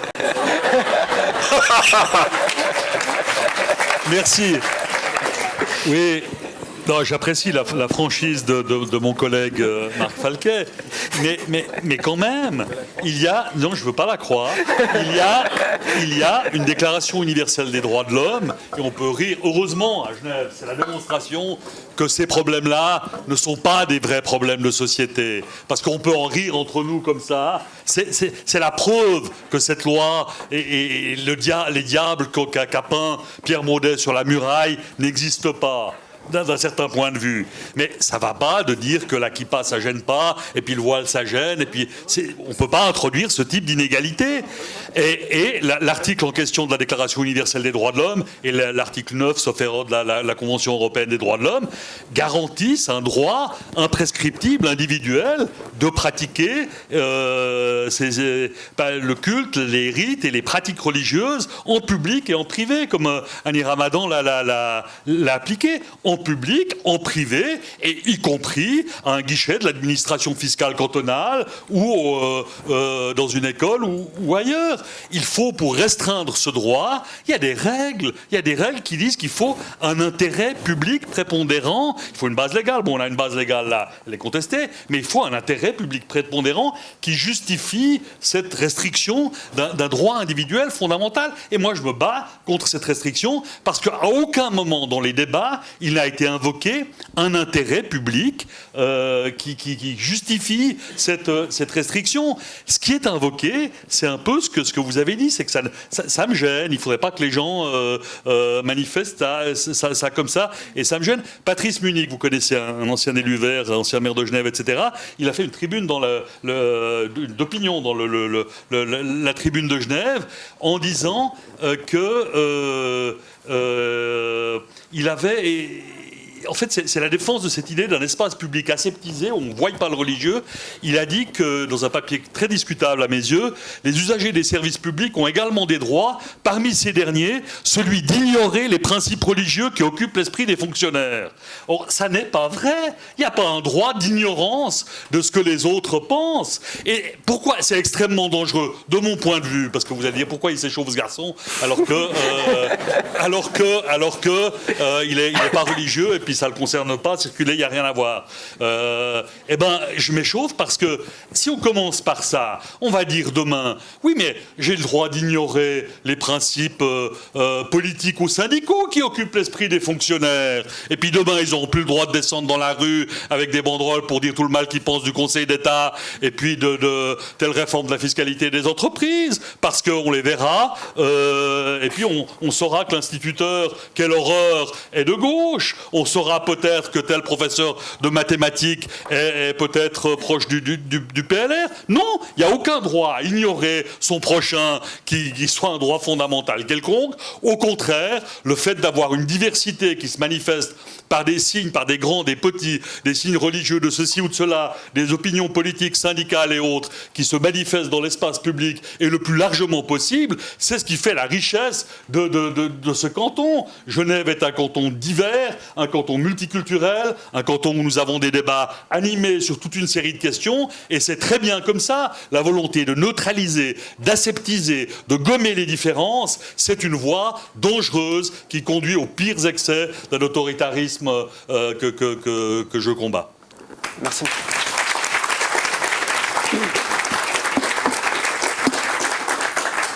Monsieur Cohn souhaitait répondre. Oui, répondre et peut-être amener aussi une certaine perspective, parce que j'ai évoqué tout à l'heure dans mon introduction d'où nous venions aussi en Suisse. Et on n'a pas parlé d'une loi qui est encore en vigueur à l'heure actuelle, qui est une loi qui s'appelle la loi sur le culte extérieur. C'est une loi qui interdit de porter dans l'espace public des signes des costumes ecclésiastiques. C'est pour ça qu'à Genève, on ne voit pas de curé en soutane, ni de nonnes dans leurs habits, sauf à ce que ce soit effectivement, c'est toléré des personnes de passage. Et je pense que c'est pas anodin, une fois de plus, puisqu'on parle de chez nous, hein, et chez nous c'est comme ça. Et cette loi sur le culte extérieur, elle dit une chose très simple, effectivement le port des costumes ecclésiastiques, évidemment ça s'adressait aux catholiques et aux protestants, surtout aux catholiques à l'époque, d'une part, et d'autre part, la prière se déroule dans des espaces privés. C'est probablement, mais ça c'est en tout cas une analyse que je fais, une conclusion que je partager avec d'autres, que ce n'était pas un État aseptisé. C'était des conditions qui permettaient justement à faire que Genève est devenue probablement un des espaces sociaux dans lequel il y a le plus de diversité sociale, le plus de diversité culturelle et de plus de diversité culturelle. Et que Genève, effectivement, jusqu'à aujourd'hui, d'autres places également, hein, n'a pas connu des affrontements interreligieux. Donc, si je dis ça, c'est parce que, contrairement à ce que certains disent, et notamment c'est ce que prétendait M. Vanek, le fait de mettre des limites à certaines libertés, permet de garantir les libertés de tout le monde. Ça, c'est des principes. Alors après, je pense que ça a été évoqué tout à l'heure très clairement par Madame, notamment par rapport à certaines dispositions de la loi. Qu'en est-il des personnes qui seraient privées d'une carrière professionnelle? C'est un exemple, Madame en a cité d'autres. Je pense qu'il y a de réels problèmes qui se posent. Mais au-delà de ça, je pense qu'on ne veut pas simplement nier notre histoire, nier le fait que Genève vit depuis le début du XXe siècle avec cette loi sur le culte extérieur qui garantit dans le fond un environnement public qui est un environnement public sans que finalement les religions puissent, on va dire, se provoquer les unes les autres. Et c'est ce qui est en grande partie à l'origine de la paix religieuse que nous continuons à Genève, paix religieuse d'ailleurs qui nous permet de débattre comme nous le faisons ce soir. Vous vouliez réagir sur ces éléments historiques, M. Mayer? Non? Non, je n'avais pas particulièrement l'intention de réagir. Ce qui m'intéresserait quand même, c'est de savoir quand la loi sur le culte extérieur et le port de l'habit ecclésiastique a été appliquée pour la dernière fois. Je connaissais un prêtre orthodoxe défunt qui délibérément se promenait à Genève dans l'espoir d'être verbalisé un jour pour pouvoir amener l'affaire au tribunal fédéral et n'a jamais réussi à se faire verbaliser en 20 ans de contravention. Donc je ne sais pas quand pour la dernière fois quelqu'un a été réellement verbalisé pour cette raison. Non, mais bon, c'est une petite anecdote. Je peux suivre dans le même sens parce que moi qui habite Mérin, nous avons une église copte et c'est vrai que je ne sais pas si on dit prêtre, donc se promène à Mérin sans aucun souci avec tout à fait son habit. Mais moi c'est quelque chose que j'avais appris il y a quelques mois seulement, que cette interdiction était en application et ça m'avait outré de me dire d'un lieu de culte à l'autre, le prêtre, le curé doit se changer pour repartir. J'en avais discuté avec les curés de l'église Saint-Julien à Mérin et eux m'ont dit qu'ils ont accepté ça tout simplement et je trouve dommage qu'ils ne se soient pas rebellés contre cette loi parce que je la trouve dommage et regrettable que l'on veuille cacher le religieux de l'espace public. Et quelle que soit la religion, je trouve que ça fait le charme et la beauté aussi, ça fait partie de cette diversité, l'aspect aussi culturel. Je ne sais pas si... il y a encore la dernière question, je pense. Oui, on va bientôt conclure avec la dernière question. Vous voulez réagir? Oui, juste sur la loi sur le culte extérieur. C'est une loi complètement désuète. Et comme je suis un libéral, comme chacun sait, je me félicite du fait que comme ça, les lois s'évaporent, disparaissent et ne s'appliquent pas. C'est une réduction de la densité normative par simple bon sens, appliquée à des choses qui sont absurdes. Pour rigoler, à part ça... parce qu'il faut rire et on rit beaucoup ce soir, c'est bien. L'article 1 de la loi dit que toute célébration de culte, etc., ou cérémonie religieuse quelconque est interdite sur la voie publique. L'article 2 dit, est excepté de cette interdiction, le service divin prescrit pour les troupes par les autorités militaires. Donc cette disposition-là ne s'applique non plus, pas depuis très longtemps, et je m'en félicite. Merci M. Vanek. On va passer à la dernière question avant de conclure. Dernière étape du processus, un référendum, 8300 signatures alors qu'il en fallait 5300 si je ne me trompe pas. 5227, merci. 5227 et le nombre exact de signatures? 8319. Voilà, 8319. Merci pour ces précisions. Comment expliquer une telle réaction d'une partie de la société civile genevoise? Ça s'est fait très vite, dès l'adoption de la loi et un front référendaire qui s'est constitué, un très grand nombre de signatures obtenues très rapidement. Peut-être on peut commencer par vous, Monsieur Falquet.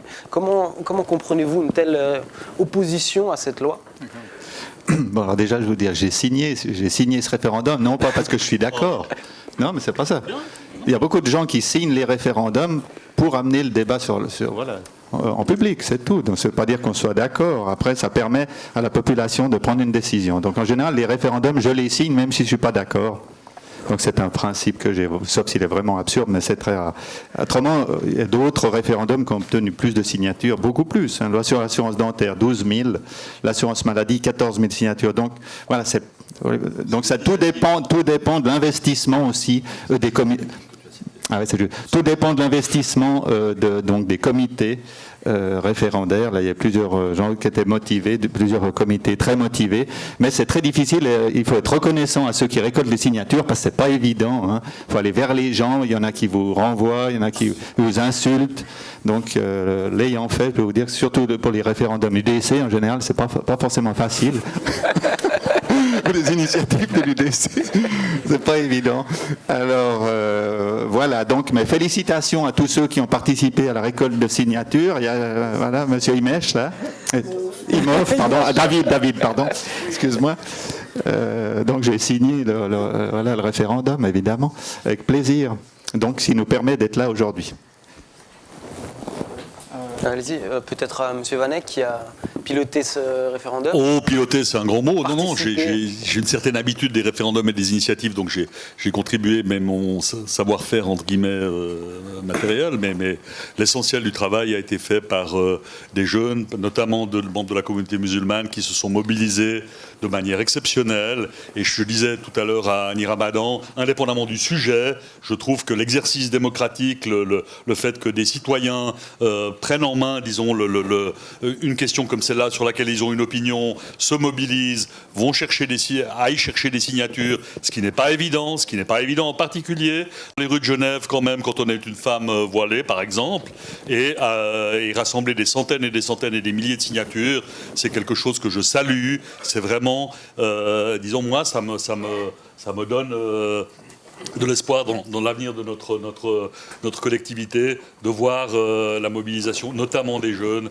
et notamment des jeunes musulmans, là autour. Je dois dire aussi que je salue, il y a eu 4 référendums, un peu pour matérialiser la diversité des oppositions à cette loi. Je pense que c'est aussi très très bien que les syndicalistes se soient mobilisés avec un argumentaire concret sur l'aspect économique sur lequel Sabine est intervenue notamment, et puis qu'on ait entendu pour une fois un argument féministe aussi, dans l'autre sens de celui de dire le voile est une main, il faut enlever le voile de ces femmes ou les enlever de la vue du public parce que c'est pas bien du point de vue des femmes, avec un discours différent, alternatif, disant précisément allez vous faire voir, les femmes ont le droit, elles, de décider comment elles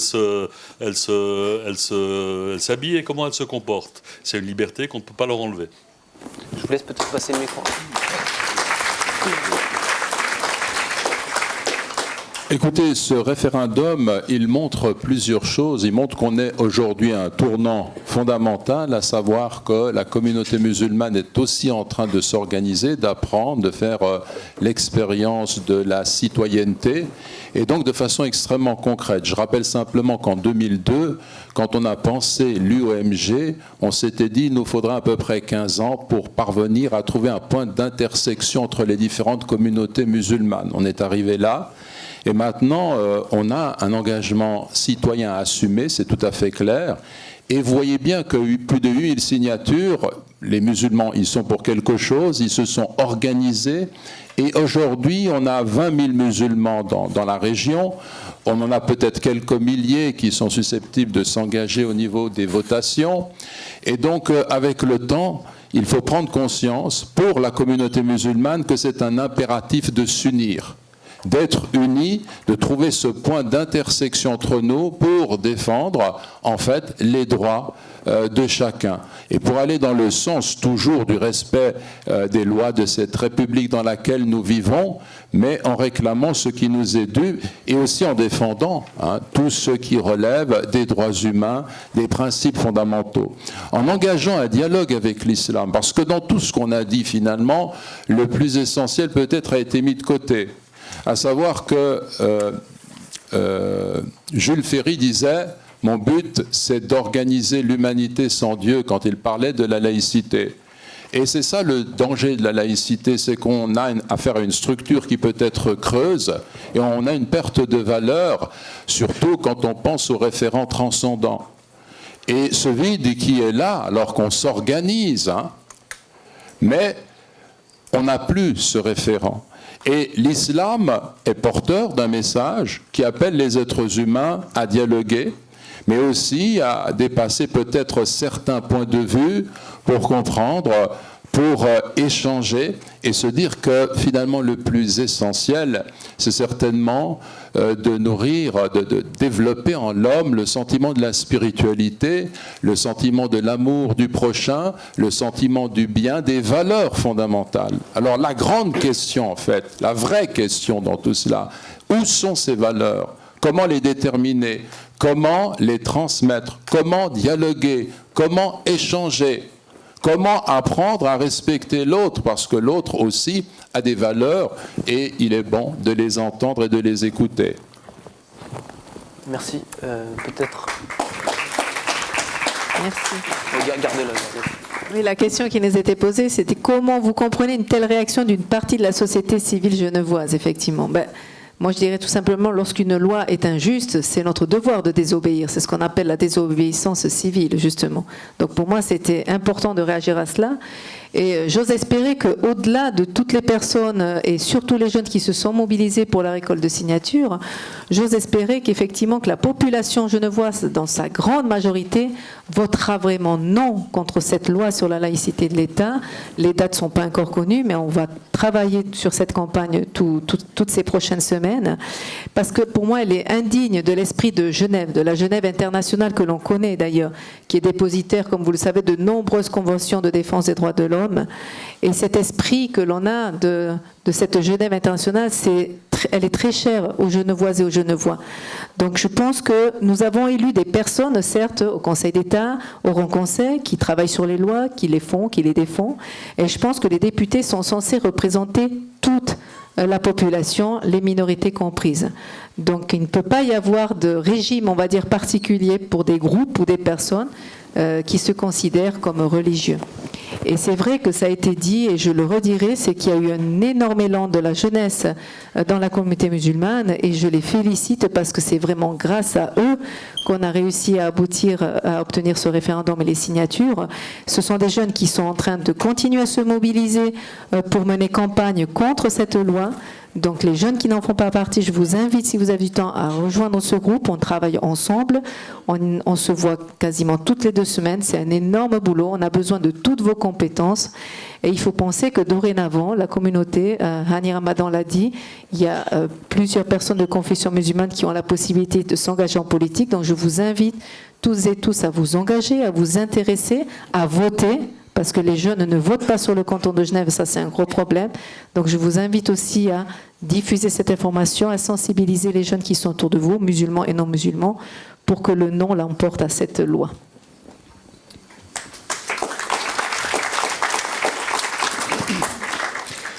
Oui, alors pour ma part, évidemment, étant très attaché au fonctionnement de nos institutions démocratiques, le référendum en fait partie, et c'est effectivement, comme l'avait dit tout à l'heure mon collègue Pierre Vanek, l'aboutissement du processus démocratique passe, en l'occurrence, par un référendum. Je pense qu'il faut quand même se rappeler qu'une loi ne peut pas correspondre à l'avis de chacun, elle doit correspondre à l'avis du plus grand nombre, c'est comme ça, c'est la majorité qui décide. Là, dans l'étape que nous avons vécue, ça a déjà été dit, le Grand Conseil en majorité a voté cette loi, le processus référendaire a abouti. Heureusement, ce n'est pas la première fois, ce n'est pas la dernière fois. C'est ce qui permet de ramener le débat, quelle que soit la question d'ailleurs, devant la population pour qu'il y ait un débat public et qu'en votation populaire, on puisse trancher sur ces questions, particulièrement évidemment quand ce sont des questions de société aussi sensibles que celle-ci.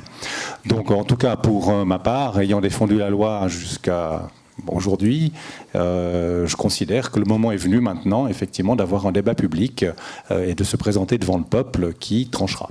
Merci.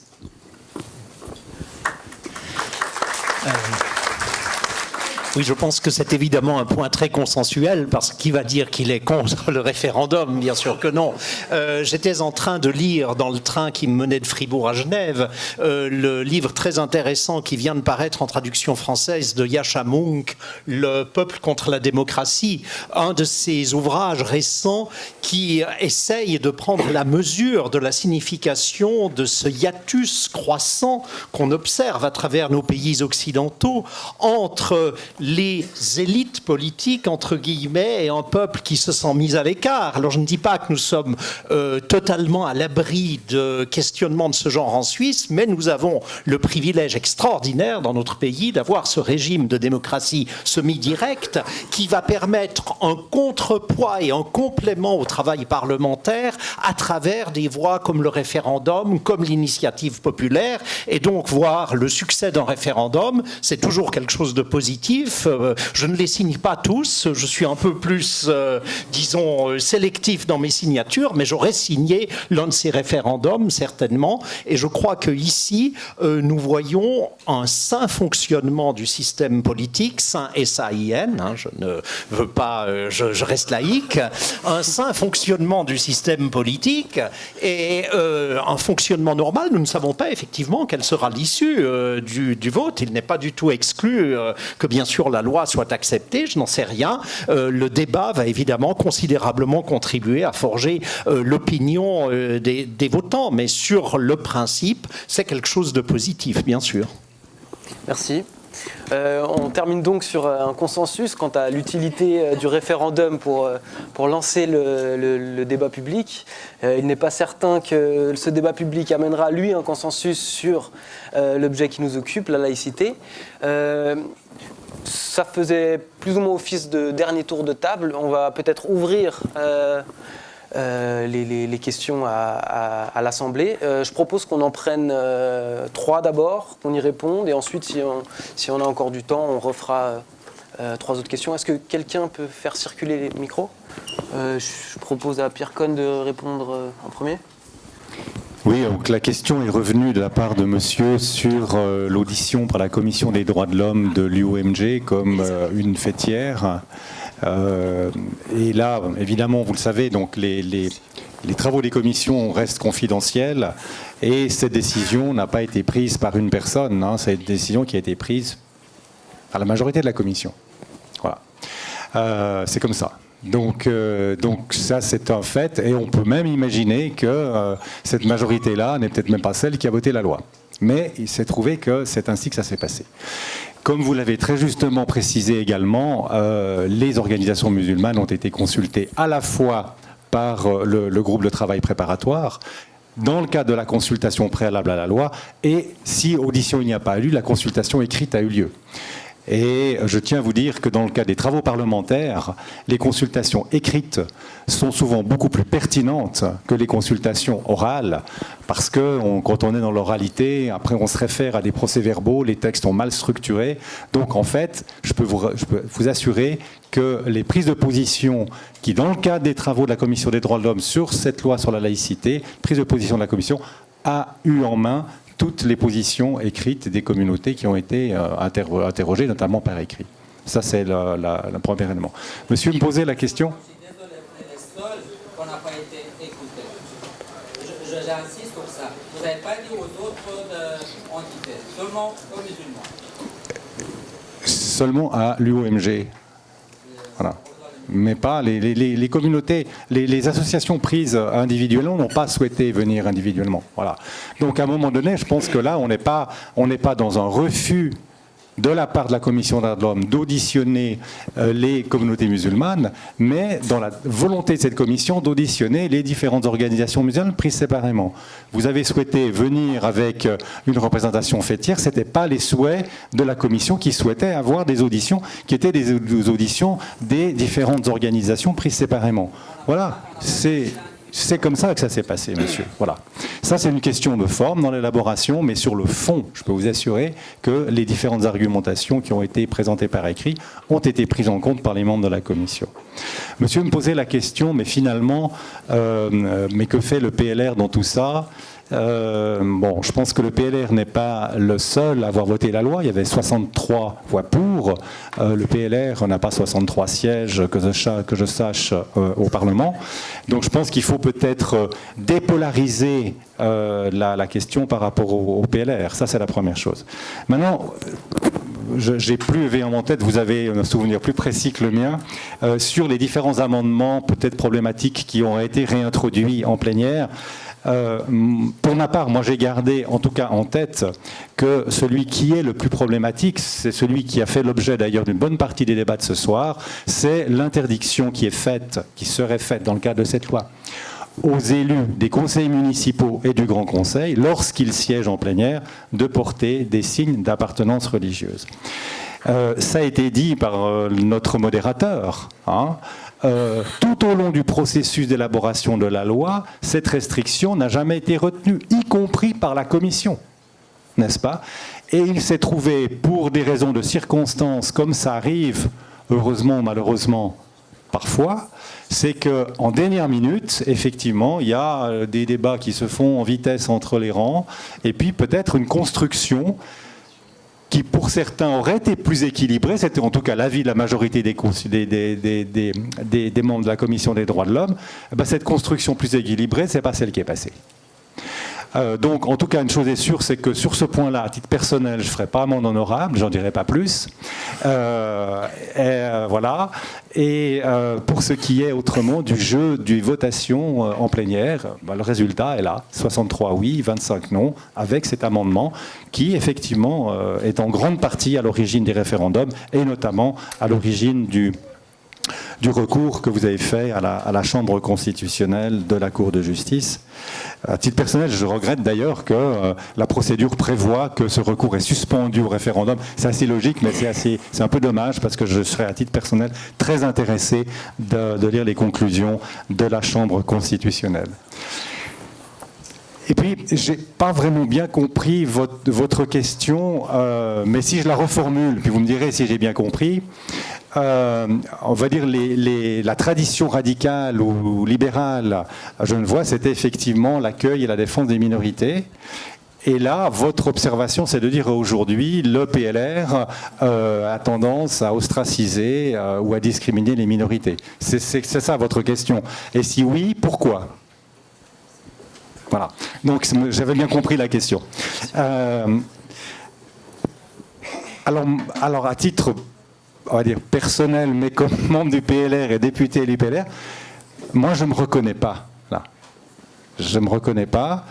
J'ai encore relu la loi telle qu'elle est sortie du Grand Conseil, telle qu'elle est frappée de référendum. Et je ne l'aperçois pas comme étant une loi qui est une loi discriminante pour les religions. Je respecte évidemment toutes celles et ceux qui aujourd'hui nous disent mais si, c'est une loi liberticide, c'est une loi qui va effectivement, Madame l'a bien décrit, empêcher un certain nombre de femmes de pouvoir exprimer leurs pratiques religieuses et en même temps pouvoir accéder à des carrières professionnelles. Voilà. Mais effectivement, à titre personnel, moi, je ne me reconnais pas dans cette accusation. Moi, je lis cette loi sous l'angle de la garantie qu'elle donne de non-discrimination, de non-prosélytisme. Certes, effectivement, cette loi renvoie au domaine privé l'exercice des pratiques religieuses. Oui, parce que c'est, dans le fond, à un moment donné, une société libérale doit, à un moment donné, fixer un cadre aux libertés pour que les libertés de chacun puissent s'exprimer. Mais pour ma part, non, je ne pense pas que cette loi soit une loi qui est une loi discriminante et qui vise à ostraciser les minorités, quelles qu'elles soient. Merci, Monsieur Cohn. Monsieur Falquet. Non, mais je suis un bavard, alors je ne veux pas priver Marc Falquet de la parole. Il y avait une question qui vous était adressée, c'est pour ça que je vous propose de répondre. Tout à fait, oui. C'est vrai, hein, donc l'islamophobie, je ne pense pas que ce soit le... Oui, madame, oui. Donc, concernant votre question sur l'islam, la peur de l'islam et tout, je pense qu'il y a quand même un problème à quelque part. Il faudrait se poser la question où se trouve le problème si on veut le résoudre. On a l'impression, je vous dis ça franchement, on a l'impression que l'islam veut forcer la porte, en fait, veut forcer la porte, montrer que c'est la meilleure religion. La preuve, c'est que, quand j'ai mis ma croix, monsieur Ramadan a dit oui, Jésus, c'est la porte d'entrée à l'islam. Quelque chose comme ça, c'est le prophète avant pour en arriver à l'islam. Quelque chose comme ça. Alors, non, mais je veux dire, là, ça plaît pas aux gens, parce que j'ai pas vu dans les écritures, je suis pas religieux, mais quand je lis sur le Sermon sur la montagne, il y a que des principes incroyables. Et Jésus, il n'a tué personne. Je veux dire, c'était le meilleur prophète, à mon avis, de tous les temps, sans être religieux. Je veux dire, si je lis ses écrits. Donc, effectivement, l'islam est vu peut-être comme une religion archaïque, je m'excuse, hein, comme une religion archaïque où on maintient les gens. Je ne sais pas si toutes les femmes qui sont voilées l'ont été parce que c'est leur maman qui leur a demandé de se voiler à la base. C'est des enfants. Non, je pose la question. Parce que quand je vois des fillettes qui sont voilées, je me demande si c'est leur propre aspiration à Dieu, ou bien pourquoi elles se voilent à 7 ans. Vous savez, il y a suffisamment, si tu me permets juste un mot, il y a suffisamment ici de sœurs, de femmes voilées qui le font par conviction personnelle pour que vous puissiez montrer là, à leur endroit, une certaine forme de respect aussi. Mais simplement, c'est pour vous dire que quand moi je vous dis comme ça sur le mode de la plaisanterie, mais aussi avec cette idée qu'il faut débattre et que j'aimerais bien pouvoir vous convaincre de mes convictions. Ça, c'est un droit fondamental. Chacun d'entre nous a le droit de témoigner de sa foi, de témoigner de sa conviction, de vouloir convaincre l'autre. Ça, c'est un principe que nous devons conserver au sein de nos républiques. Par contre, je serais tout à fait d'accord avec vous dans l'idée d'interdire une volonté de contraindre l'autre à adopter ma conviction. Chacun est libre. Oui. Monsieur Vanek, très rapidement. Terminé. Très rapidement. Juste, je voulais intervenir parce que j'étais choqué par un truc qu'a dit Pierre Cohn sur le prosélytisme. La proscription, c'est un droit élémentaire que notre ami Ramadan ici pratique de manière maladroite à l'égard de Marc Falquet. Mais il a le droit d'avoir des convictions, de les exprimer et d'essayer de convertir l'un ou l'autre. C'est la base des libertés qu'on qu'on défend. Et à quelque part, il y a Pierre Cohn, pour qui j'ai de l'amitié et du respect, il glisse ce truc dans son intervention, et c'est pas un truc libéral, c'est pas une position libérale. La Cour européenne des droits de l'homme, sauf erreur, monsieur le professeur, vous nous confirmerez, mais il y a eu une affaire d'un témoin de Jéhovah grec qui s'était fait condamner pour prosélytisme, et la Cour européenne des droits de l'homme s'est prononcée en disant ça fait partie des libertés religieuses. Premier point. Deuxième point, rapidement, sur le mea culpa nécessaire. Bon, moi, j'y étais pas, j'ai un alibi, etc. Mais enfin, bien sûr que c'était une faute et une erreur de pas, on peut le dire, Pierre, bien sûr que les commissions le règlent et des majorités décident, etc. Mais enfin, c'était manifestement idiot de pas entendre les représentants de l'UEMG dans cette commission. J'étais pas durant cette première année. Mais enfin, disons, il faut que quelqu'un le dise ici, pas au nom du Grand Conseil, mais enfin, en mon nom, je pense que c'était pas une bonne idée, évidemment. Ensuite, sur les amendements qui ont été introduits en dernière minute, c'est pas des trucs qui se sont faits un peu par hasard. Il y avait des conditions pour que le PLR vote la loi, et cet aspect-là était une des conditions que le PLR a fixées, ils l'ont dit, pour qu'il vote la loi. Donc c'est un réel problème, mais c'est vrai que c'est grave l'histoire pour les élus et pour Sabine, etc. Mais pour l'ensemble des employés du secteur public, c'est aussi très grave, à mon avis. Et ça figurait déjà dans la loi. Et quand je dis l'ensemble des employés du secteur public, sont concernés non seulement les employés d'État, mais les employés de toutes les 45 communes genevoises et de toutes les entités de droit public. Les entités de droit public, ça comprend l'aéroport, la banque cantonale, les HUG. Enfin, ça comprend, y compris les fondations immobilières de droit public. C'est des dizaines de milliers de places de travail qui sont frappées de cet interdit à Genève. Et c'est un problème qui n'a pas été improvisé au dernier moment. Hein. C'est un problème qui est sorti de la commission, même si il est vrai que la majorité en commission qui a voté cette loi, elle était de 4-3, c'était pas très très glorieux. Voilà. Merci. Est-ce qu'on a le temps pour encore quelques questions? Bon, alors c'est parfait. On s'arrête là. En question factuelle, combien de femmes il y avait dans la commission des droits des hommes et aussi dans les groupes de travaux?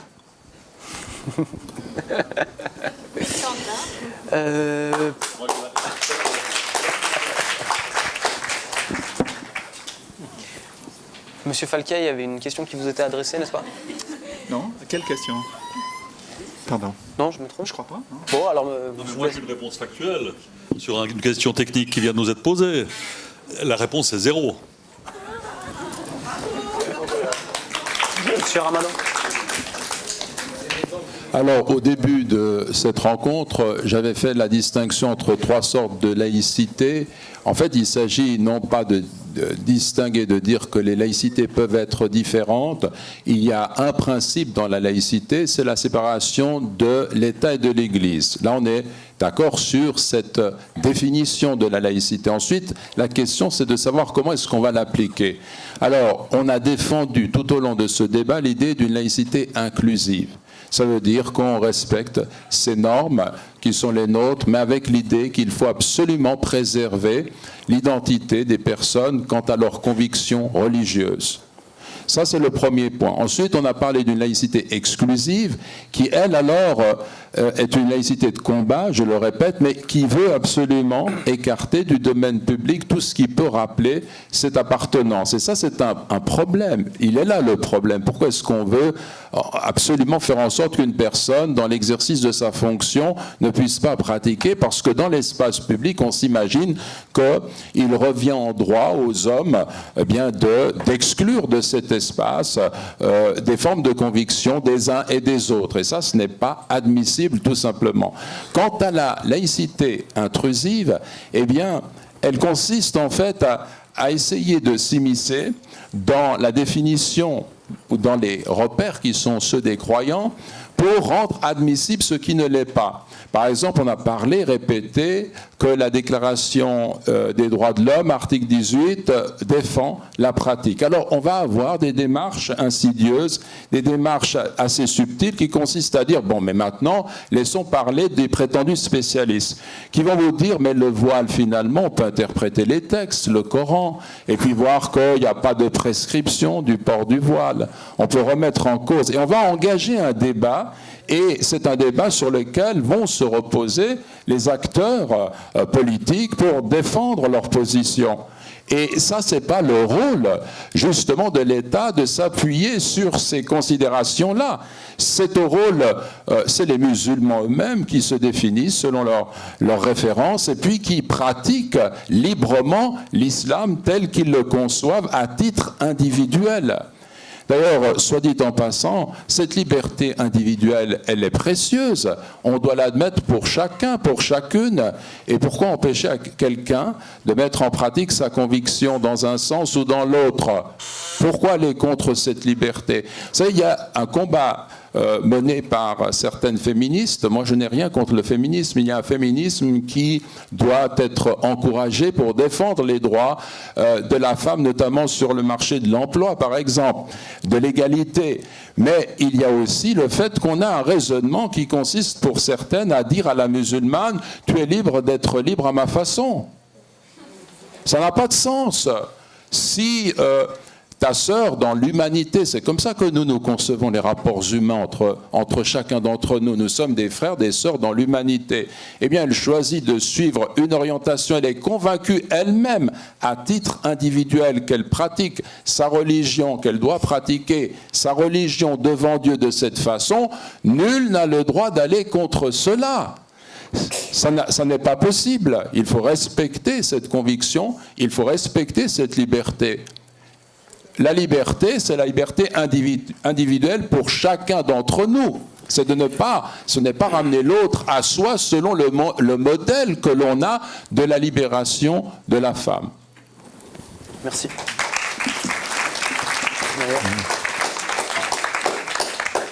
Je vous remercie, madame, de m'avoir interrogé parce que ça va me permettre de préciser ma pensée.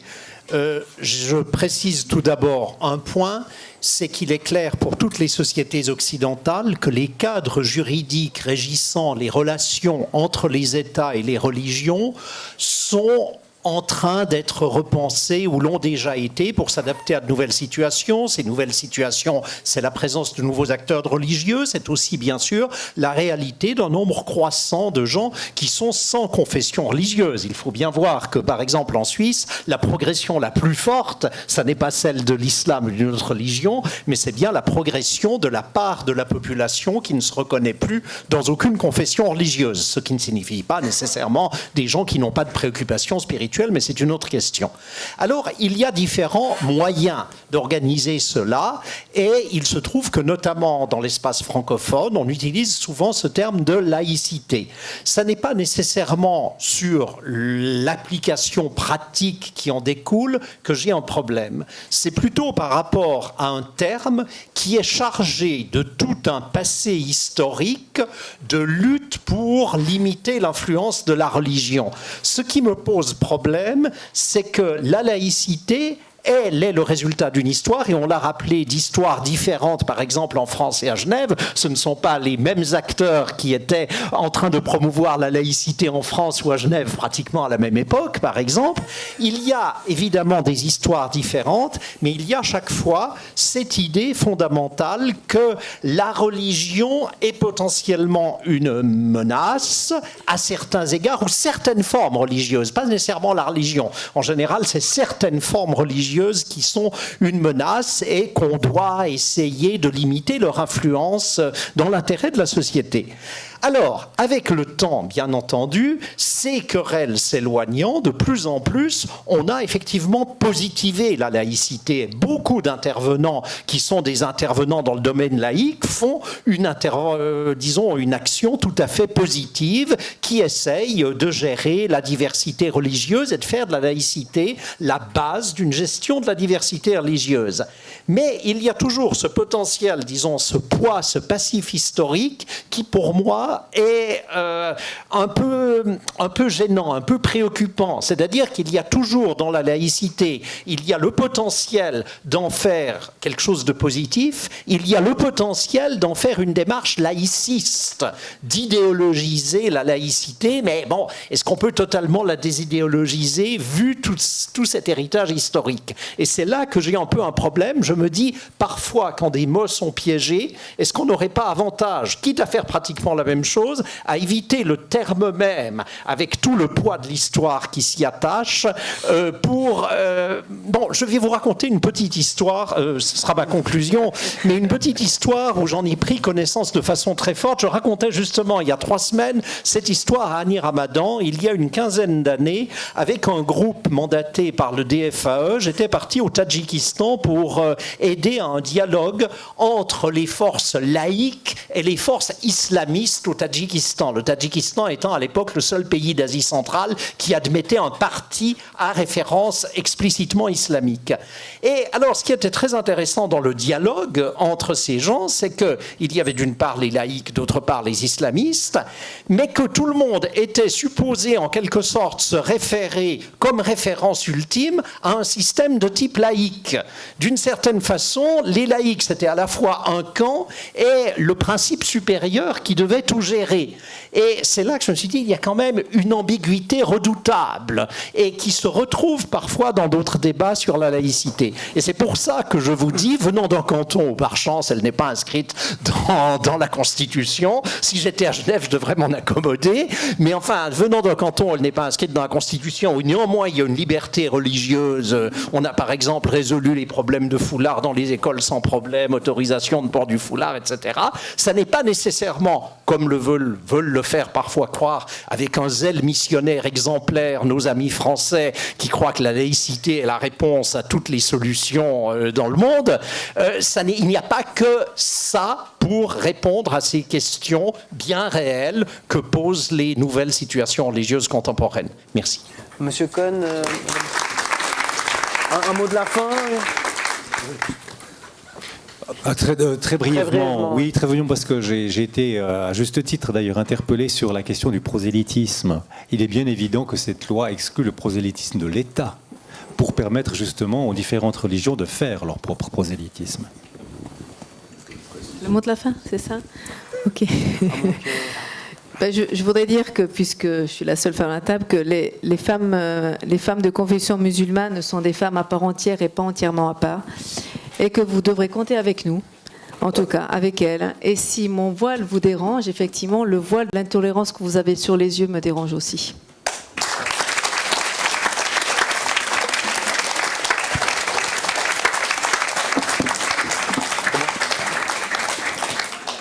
Merci, je crois que ce sera le mot de la fin de ce débat riche en émotions, en humour et en choses très intéressantes. Il y a un apéritif dînatoire qui attend à la sortie. Merci au public, merci aux intervenants.